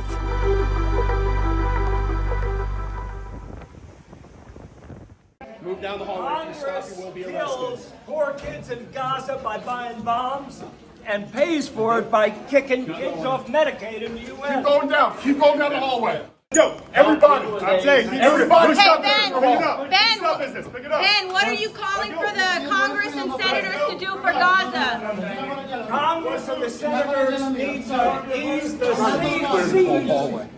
They need to let food into Gaza. They need to let food to starving kids. What did you say in there, man? I said that Congress is paying to bomb poor kids in Gaza and paying for it by kicking poor kids off Medicaid in the U.S. Don't let them any closer. Back. Stop. Everybody. This is what Kai was saying when they won the Swedish part of the Eurovision. Let's now take a sauna to Basel. Of course, they were talking about music and their sort of performance, but we thought, let's take a sauna to Basel. So the tradition of the sauna is, of course, to get clean in a cold country. But I think the biggest function of the sauna right now is community and spending time and talking. And it's the same thing I think that happens in a pub in maybe England. that you find time to be together, and that's what we need in these times.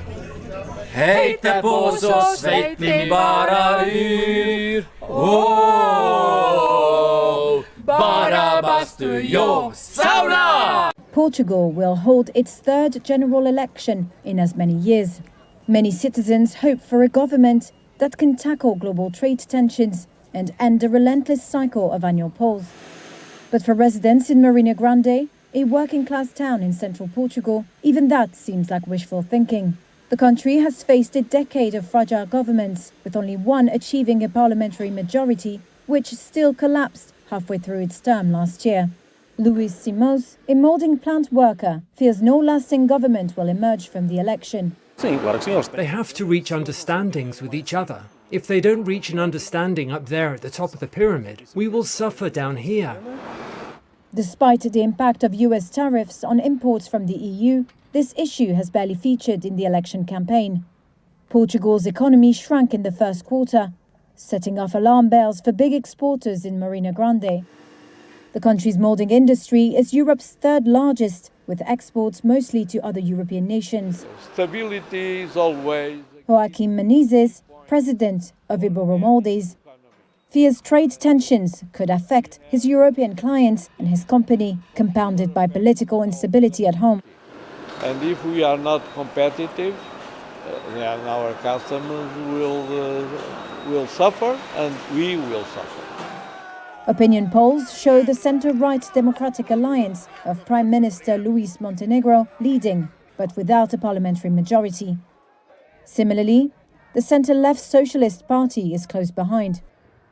Marina Grande traditionally votes socialist, but many turned to the far-right Chega Party last year, which won 20.5% of the vote in the region. Nationally, Chega has been polling steadily, but its rhetoric is seen as too toxic for it to be a kingmaker. Political science professor José Tomás Castelo Branco of Lisbon's Catholic University cites voter fatigue after many elections. Portuguese people don't seem to be mobilized by political ideas because the political parties, the main political parties, are not serving the public with interesting political ideas that capture their mind, their imagination, that may capture their hopes for. Born in Tamun in the occupied West Bank after Israel's military killed 5 men. Hours earlier, a pregnant settler was killed in a shooting. Hardline pro-settler leaders, including a far-right minister in the Israeli government, called for Palestinian towns to be razed. The military said in a statement it had killed 5 terrorists and arrested a 6th who had barricaded themselves in a building in Tamun, following an exchange of gunfire and the use of shoulder-fired missiles by Israeli soldiers. It was not immediately clear whether the Tamun operation was linked to Wednesday night's shooting. Tamun is about 22 miles from the Israeli settlement the pregnant woman lived in. Zila Gez was shot while travelling to hospital with her husband to give birth and was pronounced dead at the hospital. Her baby was delivered by caesarean section, Israeli media reported. There was no immediate claim of responsibility for the shooting, which drew strong condemnation from Israeli leaders. It happened during one of the largest Israeli military operations in the West Bank in 2 decades, and while the Israeli military continues to bombard Gaza. The Palestinian Wafa news agency said the Israeli military was demolishing the house where the Palestinian men had been killed. As retribution for Gez's death, Israel's far-right finance minister, Bezalel Smotrich, said Israel should flatten the nearby Palestinian towns of Brooklyn and Azawiya, just as it has razed cities in Gaza. Fuel like e-methanol be more affordable in the future. The opening of the world's first commercial-scale e-methanol plant in Denmark might be a start. Zero-emission shipping fuels like e-methanol are typically produced using renewable energy. They tend to be more expensive than conventional fuel, largely because they are not produced at scale. As countries try to meet carbon emission targets set by the International Maritime Organization, the shipping sector is under pressure to find new sources of fuel.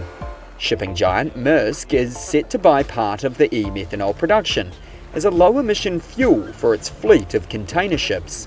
Emma Mazzari is head of energy markets at Maersk. This is a small step, you should say. So we consume about 10 million tons of fuel oil equivalent on an annual basis in our fleet. So this is a small drop, let's say, but of course it's a first step, so it's really showing the way. Located in Kasso, the new plant is owned by Denmark's Europe Energy and Japan's Mitsui. Its joint owners said the plant can produce over 46,000 US tons of e-methanol per year.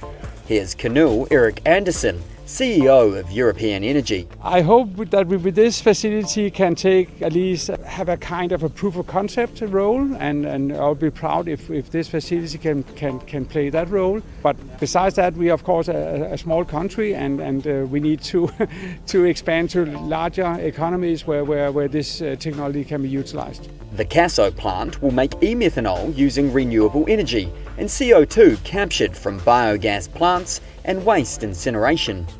In addition to shipping, it can be used in plastic production, such as drug maker Novo Nordisk's injection pens and Lego's toys.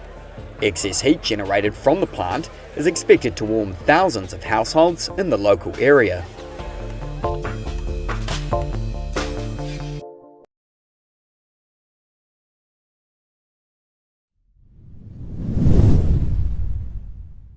Giant Alibaba reported quarterly revenue that missed Wall Street estimates on Thursday. The firm is working on new strategies to keep consumers spending amid persistent economic weakness, as well as global trade uncertainties. US-listed shares of the company fell more than 4% in pre-market trading. They've risen about 58% so far this year. Grappling with high unemployment rates and prolonged weakness in the economy, Chinese consumers have turned increasingly cost-conscious. Firms have been applying deep discounts and rock-bottom prices to lure spending. That's led to a price battle among China's largest online e-commerce platforms, such as Alibaba, PDD Holdings and JD.com. In contrast, though, JD.com on Tuesday topped first-quarter revenue estimates.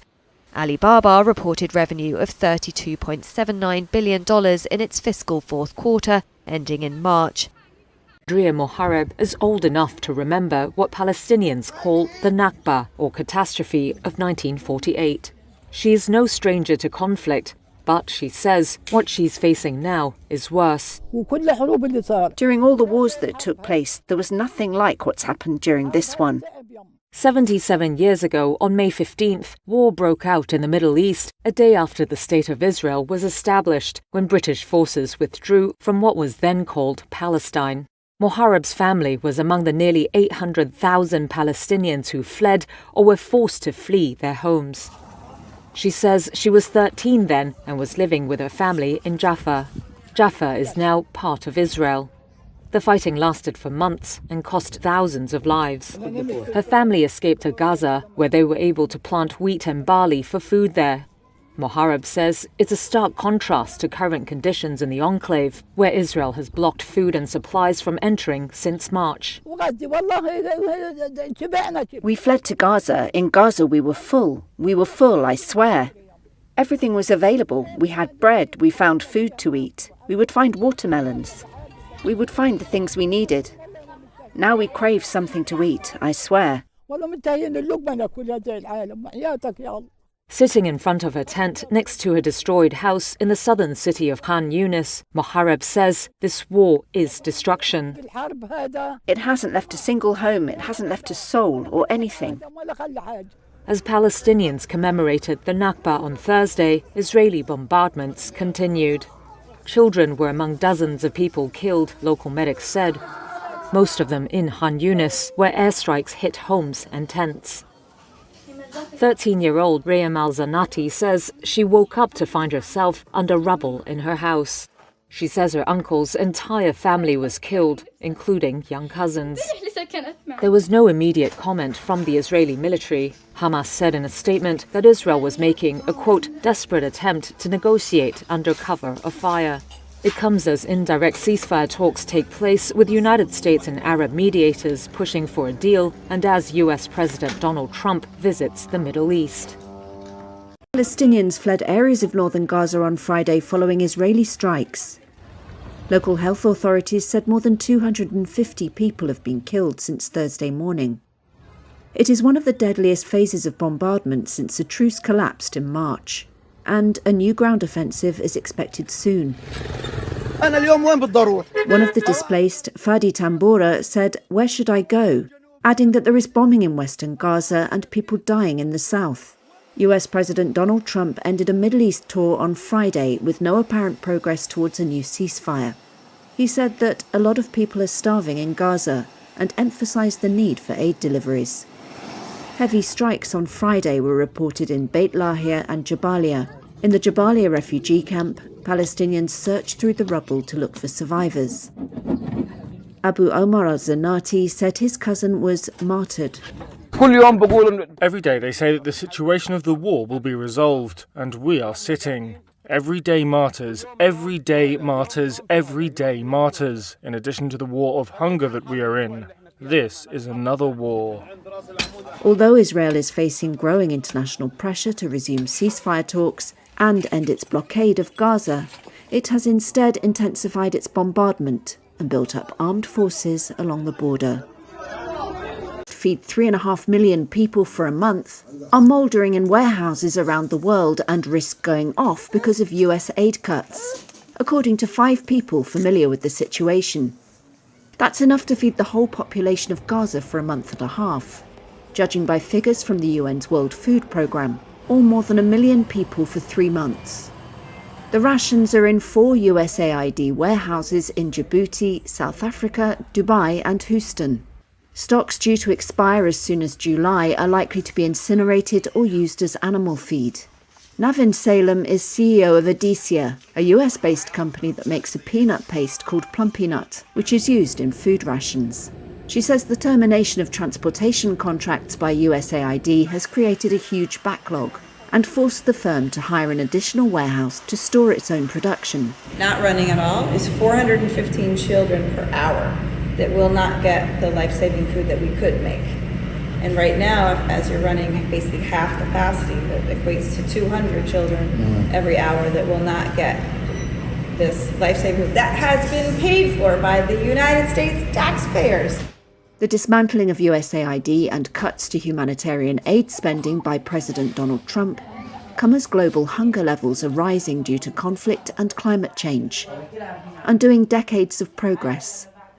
Nearly 2 million people are gripped by catastrophic hunger and on the brink of famine, the WFP says, mostly in Gaza and Sudan, with pockets in South Sudan, Haiti and Mali. In Bauchi, Nigeria, children are already suffering because of the disrupted aid supplies. The ripple effects have devastated the region's distribution networks. Kabiru Musa runs a primary healthcare centre that until recently received USAID rations of high-energy foods used to help young patients recover. But now, we don't have it. We pray maybe someone or any partners to come and support us, because still now we have a lot of that cases of malnutrition. A spokesperson for the State Department, which oversees USAID, said it was working to ensure the uninterrupted continuation of aid programs and the food stocks transfer by July. The administration has issued waivers for some humanitarian programs, including in Gaza and Sudan. But the cancellation of contracts and the freezing of funds needed to pay suppliers, shippers and contractors has stranded the food stocks, the sources said. A proposal to hand them to aid organisations that can distribute them is on hold, according to the US source and 2 former USAID sources briefed on the proposal. They said the plan awaits approval from the State Department. Ayuda por mi papá. This video was sent to Reuters by the wife of one of the inmates who's being held currently in El Salvador's mega prison, Secot. It was filmed by his 9-year-old son. Giant Alibaba reported quarterly revenue that missed Wall Street estimates on Thursday. The firm is working on new strategy. Adria Mohareb is old enough to remember what Palestinians. Ayuda por mi papá. This video. Peace talks between Russia and Ukraine in more than 3 years lasted well under 2 hours in Turkey, with no apparent sign of progress towards peace between the sides. Both are under pressure from US President Donald Trump to end Europe's deadliest conflict since World War II. The talks were held at a palace in Istanbul. Ukrainian President Volodymyr Zelensky, speaking from Albania, told European leaders Russia must agree to a full ceasefire. And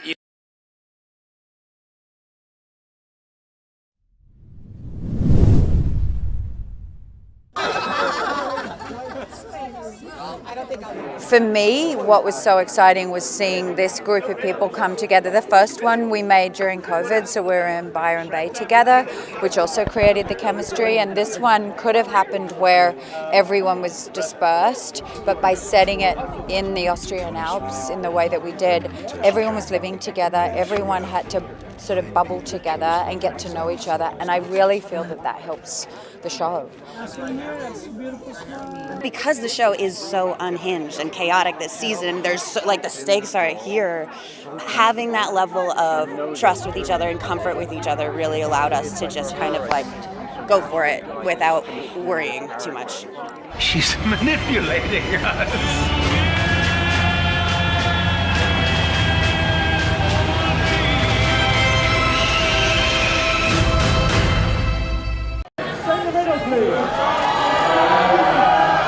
I love playing him. It's been a lot of fun. It is a culmination when you're looking at all 30 years of the story and you see what Christopher McQuarrie did, where there's going to be a sense of real closure and the audience is just going to have to see what it is.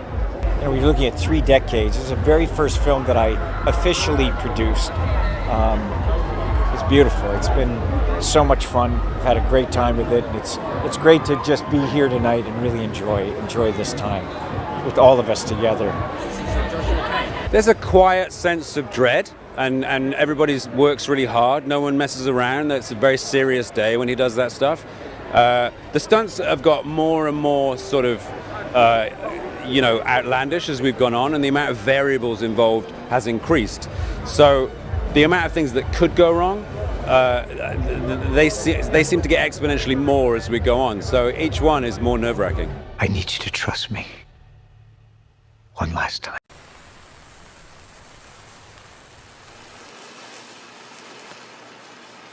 As contemporary artists, I very concentrate with our society. AI, robots, they're already here.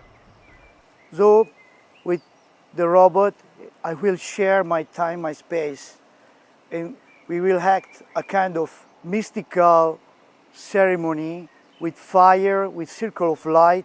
We will look the sun, the stars, in a kind of a message of hope and peace. We have this kind of technological revolution, this kind of wave of AI. It looks like a flood, so we need to face it, we need to think about, we need to balance.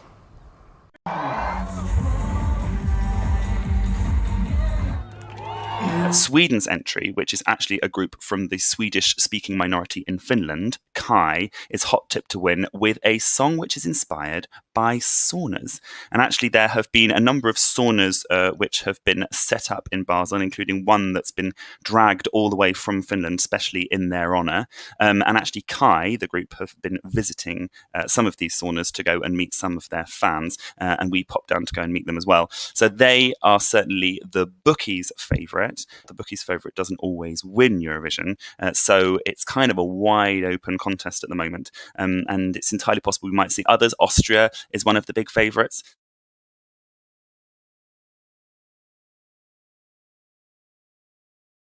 Yuval Raphael, the Israeli entry, is a October the 7th survivor, and there have been calls from various different groups to have Israel excluded from the competition, which is organised by a group of European broadcasters, because of the war in Gaza.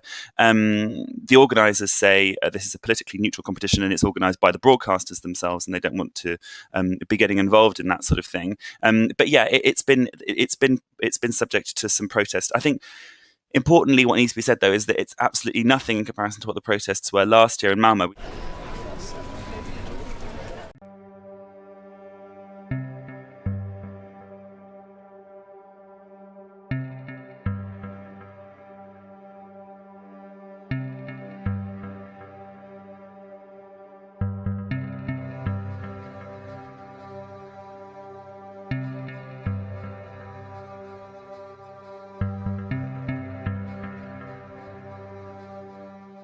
E essa mancha está associada com o quê? Com o crescimento. What is this stain associated with? Urban growth, whether ordered or disordered, doesn't have universal sanitation throughout the region. In other words, the sewage flows down the rivers into the lagoon and from the lagoon into the sea. Today you can see that the color is greener. Why? Because it probably has cyanobacteria, which are a type of algae that multiply in very unhealthy conditions when you have a lot of sewage in the lagoons. Insalubridade, quando você tem muito esgoto dentro das lagoas.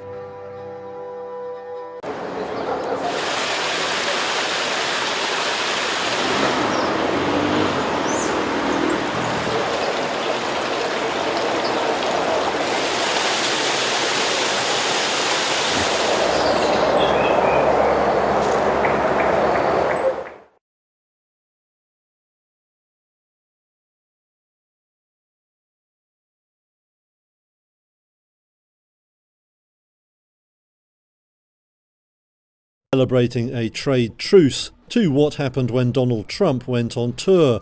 This is the week in numbers.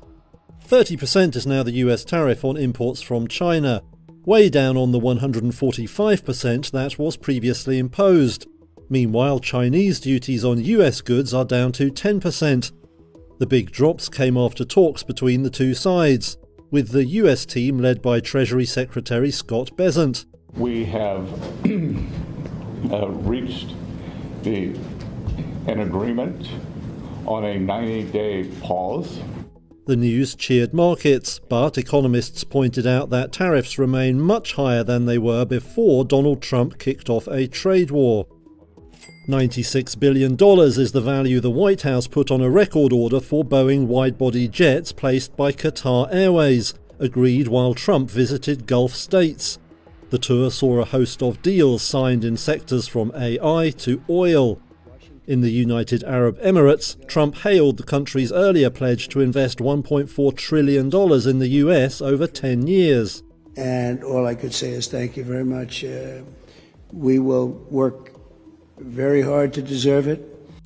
0.7% was the surprise jump in UK growth over the first quarter. That marked a rare boost for embattled Finance Minister Rachel Reeves. But economists warn that the numbers may have been flattered by businesses rushing to stock up before Trump's tariffs kicked in. 11,000 is the number of new job cuts at Nissan. The Japanese auto giant will also close 7 factories as it tries to cut costs. Nissan has faced years of turmoil and saw its profits all but wiped out over the past year. Analysts say the firm's aging model lineup means a recovery won't come quick. And 7% was the initial drop for shares in Alibaba after the e-commerce titan missed forecasts. Chinese retailers have been rocked by a price war as wary consumers hunt for deep discounts. Alibaba and rivals are also spending big to grab share in the market for so-called instant retail. That's when products are delivered in 60 minutes or less. And we see a lot of companies right now that are giving some, I'm going to say, unclear direction as far as the actual impact of tariffs. They're giving cautious tones. Now, we did see Walmart sell off a little bit from their high that we saw about 2 weeks ago and has pulled back a little bit. It looks like it's pulled back right at about 8% or so, 7% from that intermediate high here. However, we know it's had a huge run over the last year. At one point, it's up over 90% over the last 12 months. Tremendous run. It does, whenever stocks don't go up forever. Typically, whenever a company is a quality company with strong earnings historically, with strong cash and low debt, as we see with Walmart, when we have a strong run like that, there needs to be a resetting of price, a resetting of expectations between buyers and sellers before we actually move to a confirmation point higher or lower. Today's announcement gives a lot of insight as far as uncertainty of how it is going to be affecting the pricing power that we see from Walmart. Keep in mind, a lot of the goods that are sold in Walmart, they are tremendously well-run, phenomenal logistics company, and yet a lot of the pricing power that they have actually comes from buying goods from countries that are directly impacted from the tariffs, increasing tariffs that we're seeing. And what they're communicating is if we continue to head down this path, regardless of what the increase in tariffs are, it is going to have an impact as far as the consumer's ability to purchase at profitable margins for the company. So we see it as a warning sign it's interesting. We did see an increase in one of their competitors on a smaller scale, which is Dollar General. Dollar General has had a huge uptick as far as in price today, and we think they do have a competitive advantage and a strong moat moving forward relative to other discount retailers. Influx point. So we came off last year, Cape-Shiller, which is a tremendous measurement that factors in inflation over the course of over 100 years as far as with earnings of companies versus their stock price. We saw it actually hit the third highest recorded level in history. And if you keep in mind, folks, the highest level recorded in history was actually in December of 1999, after we saw the huge increase and created a bubble in technology stocks. We had 3 subsequent years of negative returns. This is the third highest after that. Second highest was right before COVID hit back in March of 2020. So typically when we see a market that overvalued, it's looking for an opportunity to actually have a sell-off. That opportunity happened in the first 100 days of the Trump presidency, in which there was a lot of movement and changing of policies from the previous administration. And that created a lot of uncertainty. What the market does not like is uncertainty. And so we saw the sell-off. And the impetus for that was actually the trade issues that we have globally. And so right now the market's trying to figure things out. We do foresee some instability throughout the rest of the summertime. We're going to have to see how the economic numbers play out, both from employment, sales, and then also with the overall economy. Are we GDP? Are we expanding? Are we retracting a little bit? That'll give us some gauge on where things are going. Right now, caution is the most important word of the day. President Trump's deals in the Middle East. It's Friday, 16th of May, and here's what you need to know. Our number of the day is $200 billion. That's the value of deals announced between the US and the UAE during President Trump's visit there this week. That includes a $14.5 billion commitment from Etihad Airways to buy 28 Boeing 787 and 777 planes. That comes after Qatar Airways promised to buy 210 Boeing wide-body jets in a boost for the plane maker. Our stock of the day is Nvidia. The US has agreed to allow the UAE to buy 500,000 of its most advanced AI chips a year. That could allow it to build vast data centers that will help companies like OpenAI accelerate their AI development. Cheap energy in the oil-rich Gulf means those data centers could eventually be bigger than anything in the US. That deal does raise national security concerns, though. Under the Biden administration, the export of AI chips to the Middle East was tightly restricted because of fears they could be diverted to China. Watch out later for consumer sentiment data from the University of Michigan. That's expected to come in slightly stronger in April than last month, but data is starting to show Americans pulling back on their spending. Retail sales came in unexpectedly weak for the month, and Walmart's CEO warned on Thursday the company is going to have to raise prices to cope with the cost of tariffs. Despite the pause announced earlier this week, the US is still charging a 30% duty on Chinese imports. And for Walmart, which is the country's biggest importer of consumer goods, that's still a steep extra cost. And our chart of the day is the Swiss luxury goods maker Richemont. It was the biggest gainer on Europe's Stock 600 this morning after reporting a 7% jump in quarterly sales, in a key sign that at the top of the market there's no pullback in consumer spending. Richemont owns Cartier, the jewellery brand Van Cleef & Arpels, and watchmaker Piaget, so investors see it as virtually immune to a downturn. Its clientele is the biggest spenders, so it's much safer than luxury goods brands that rely on fashion. And that's what you need to know this morning. Much as 5% Thursday morning, after executives said the retail giant known for its advertising of low prices will have to start raising them later this month due to the high cost of tariffs. The announcement is a clear signal that U.S. President Donald Trump's trade war is filtering through to the American economy, even to a company noted for its ability to manage costs more aggressively than rivals to keep prices low. Walmart also declined to provide a profit forecast for the second quarter, even as the company's U.S. comparable sales surpassed expectations in the first quarter. It also posted a quarterly profit that topped estimates.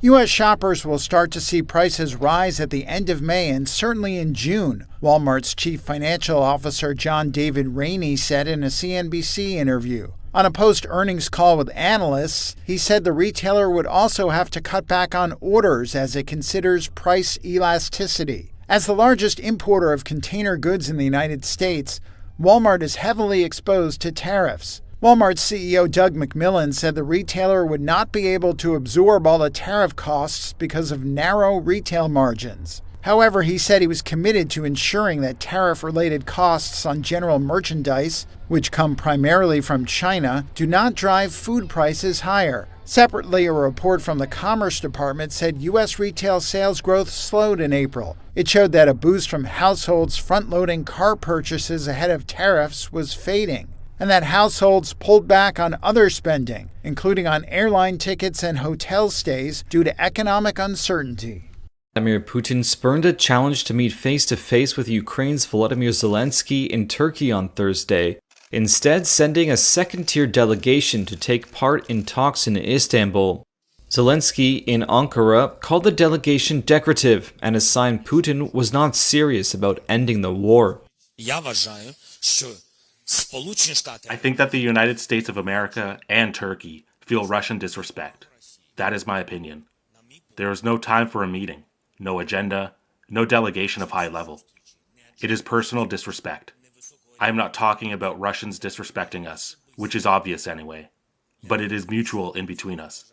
But they are now here, so it is disrespect towards Erdogan, disrespect towards Trump.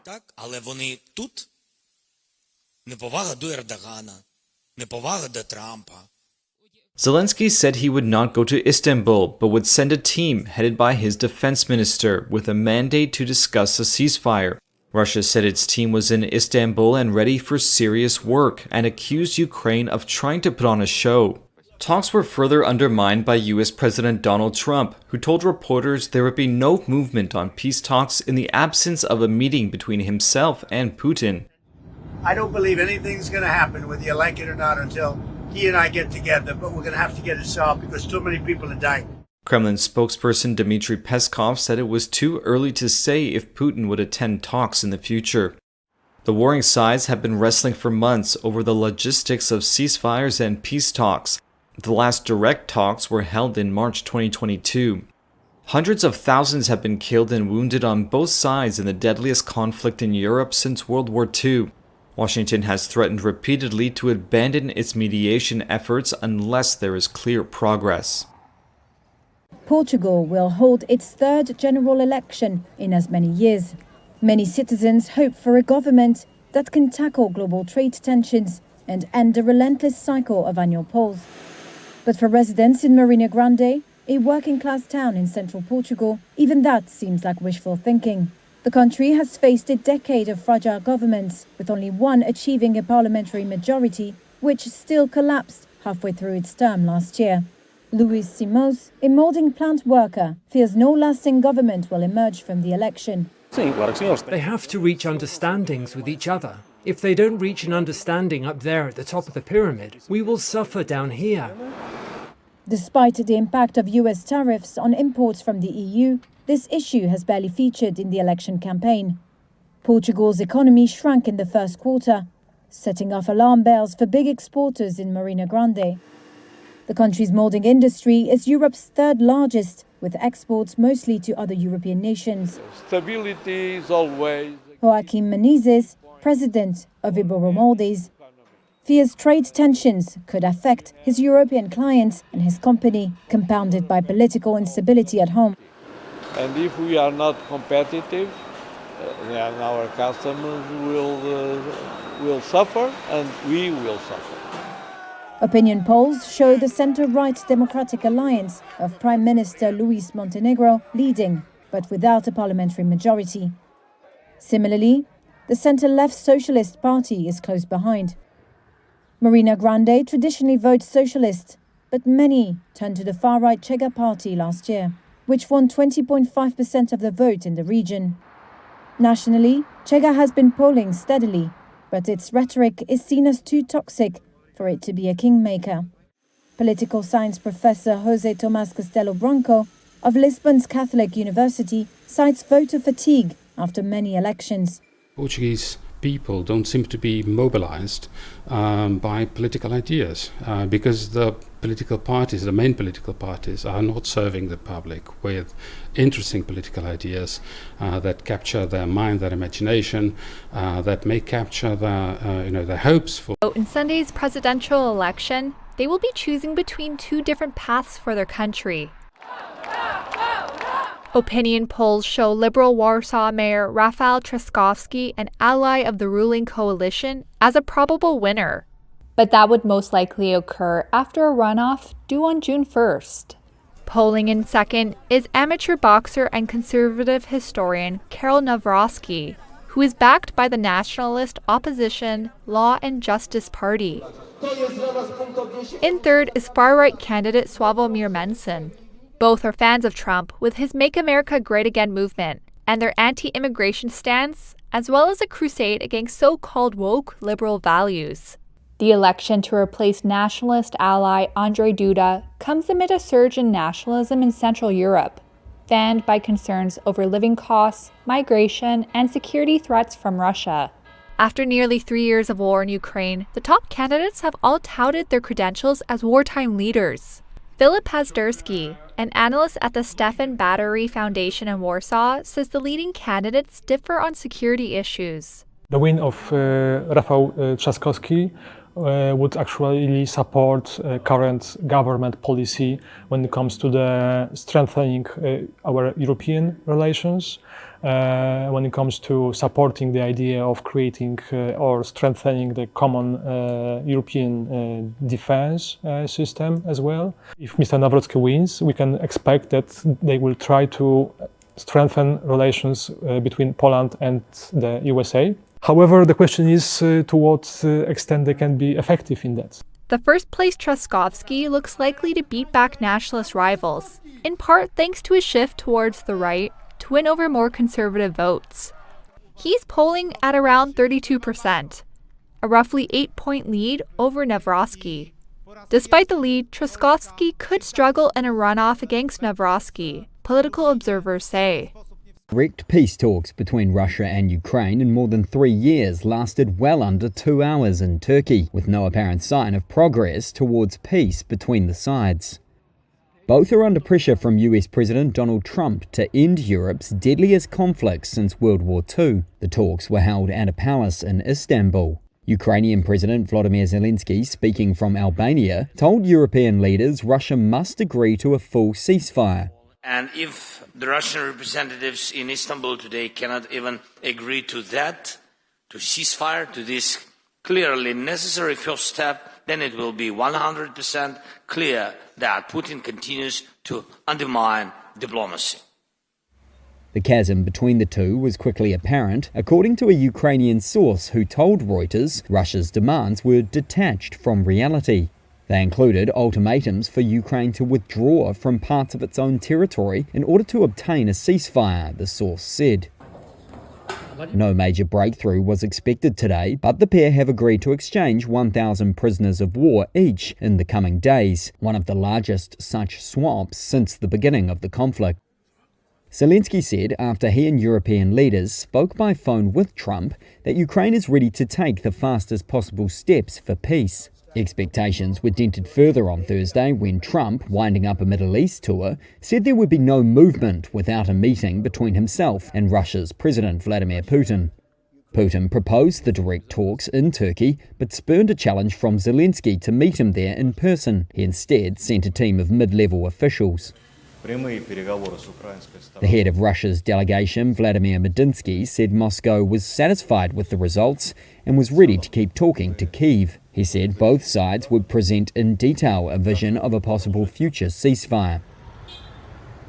There was no immediate announcement on whether talks might resume or when.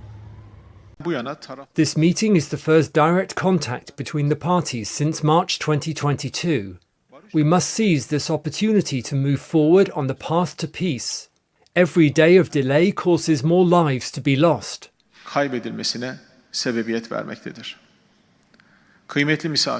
Esteemed guests, as the war continues to take lives, it is critical that a ceasefire be implemented as soon as possible.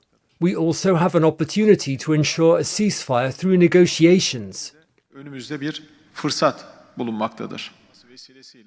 I would like to emphasize one thing here. We will determine the next stage together in line with the choices we make and the steps we take. It is also very important that these meetings form the basis. Ayuda por mi papá. This video was sent to Reuters by the wife of one of the inmates who's being held currently in El Salvador's mega prison, Secot. It was filmed by his 9-year-old son, who said that he saw his father in the images captured by One America News Network when they went to Secot.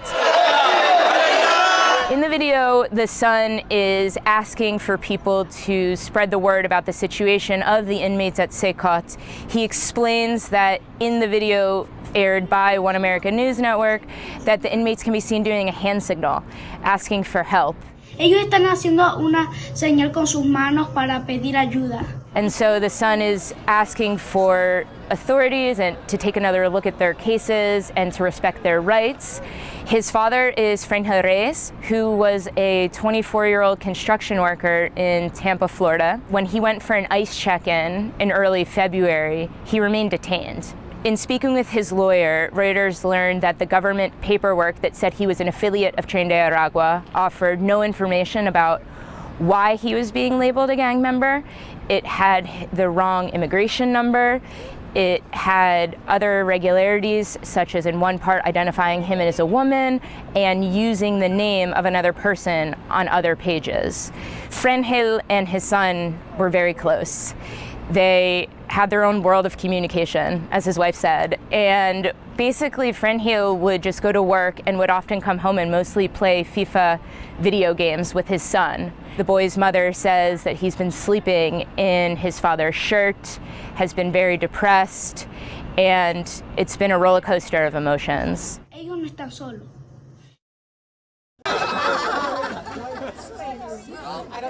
For me, what was so exciting was seeing this group of people come together. The first one we made during COVID, so we were in Byron Bay together, which also created the chemistry. And this one could have happened where everyone was dispersed, but by setting it in the Austrian Alps in the way that we did, everyone was living together, everyone had to sort of bubble together and get to know each other. And I really feel that that helps the show.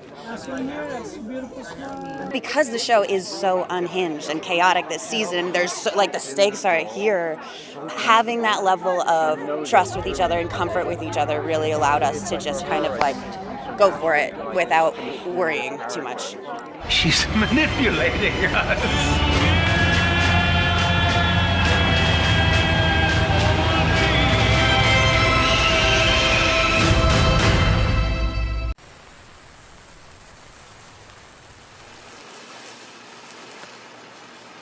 As contemporary artists, I very concentrate with our society. AI, robots, they're already here. So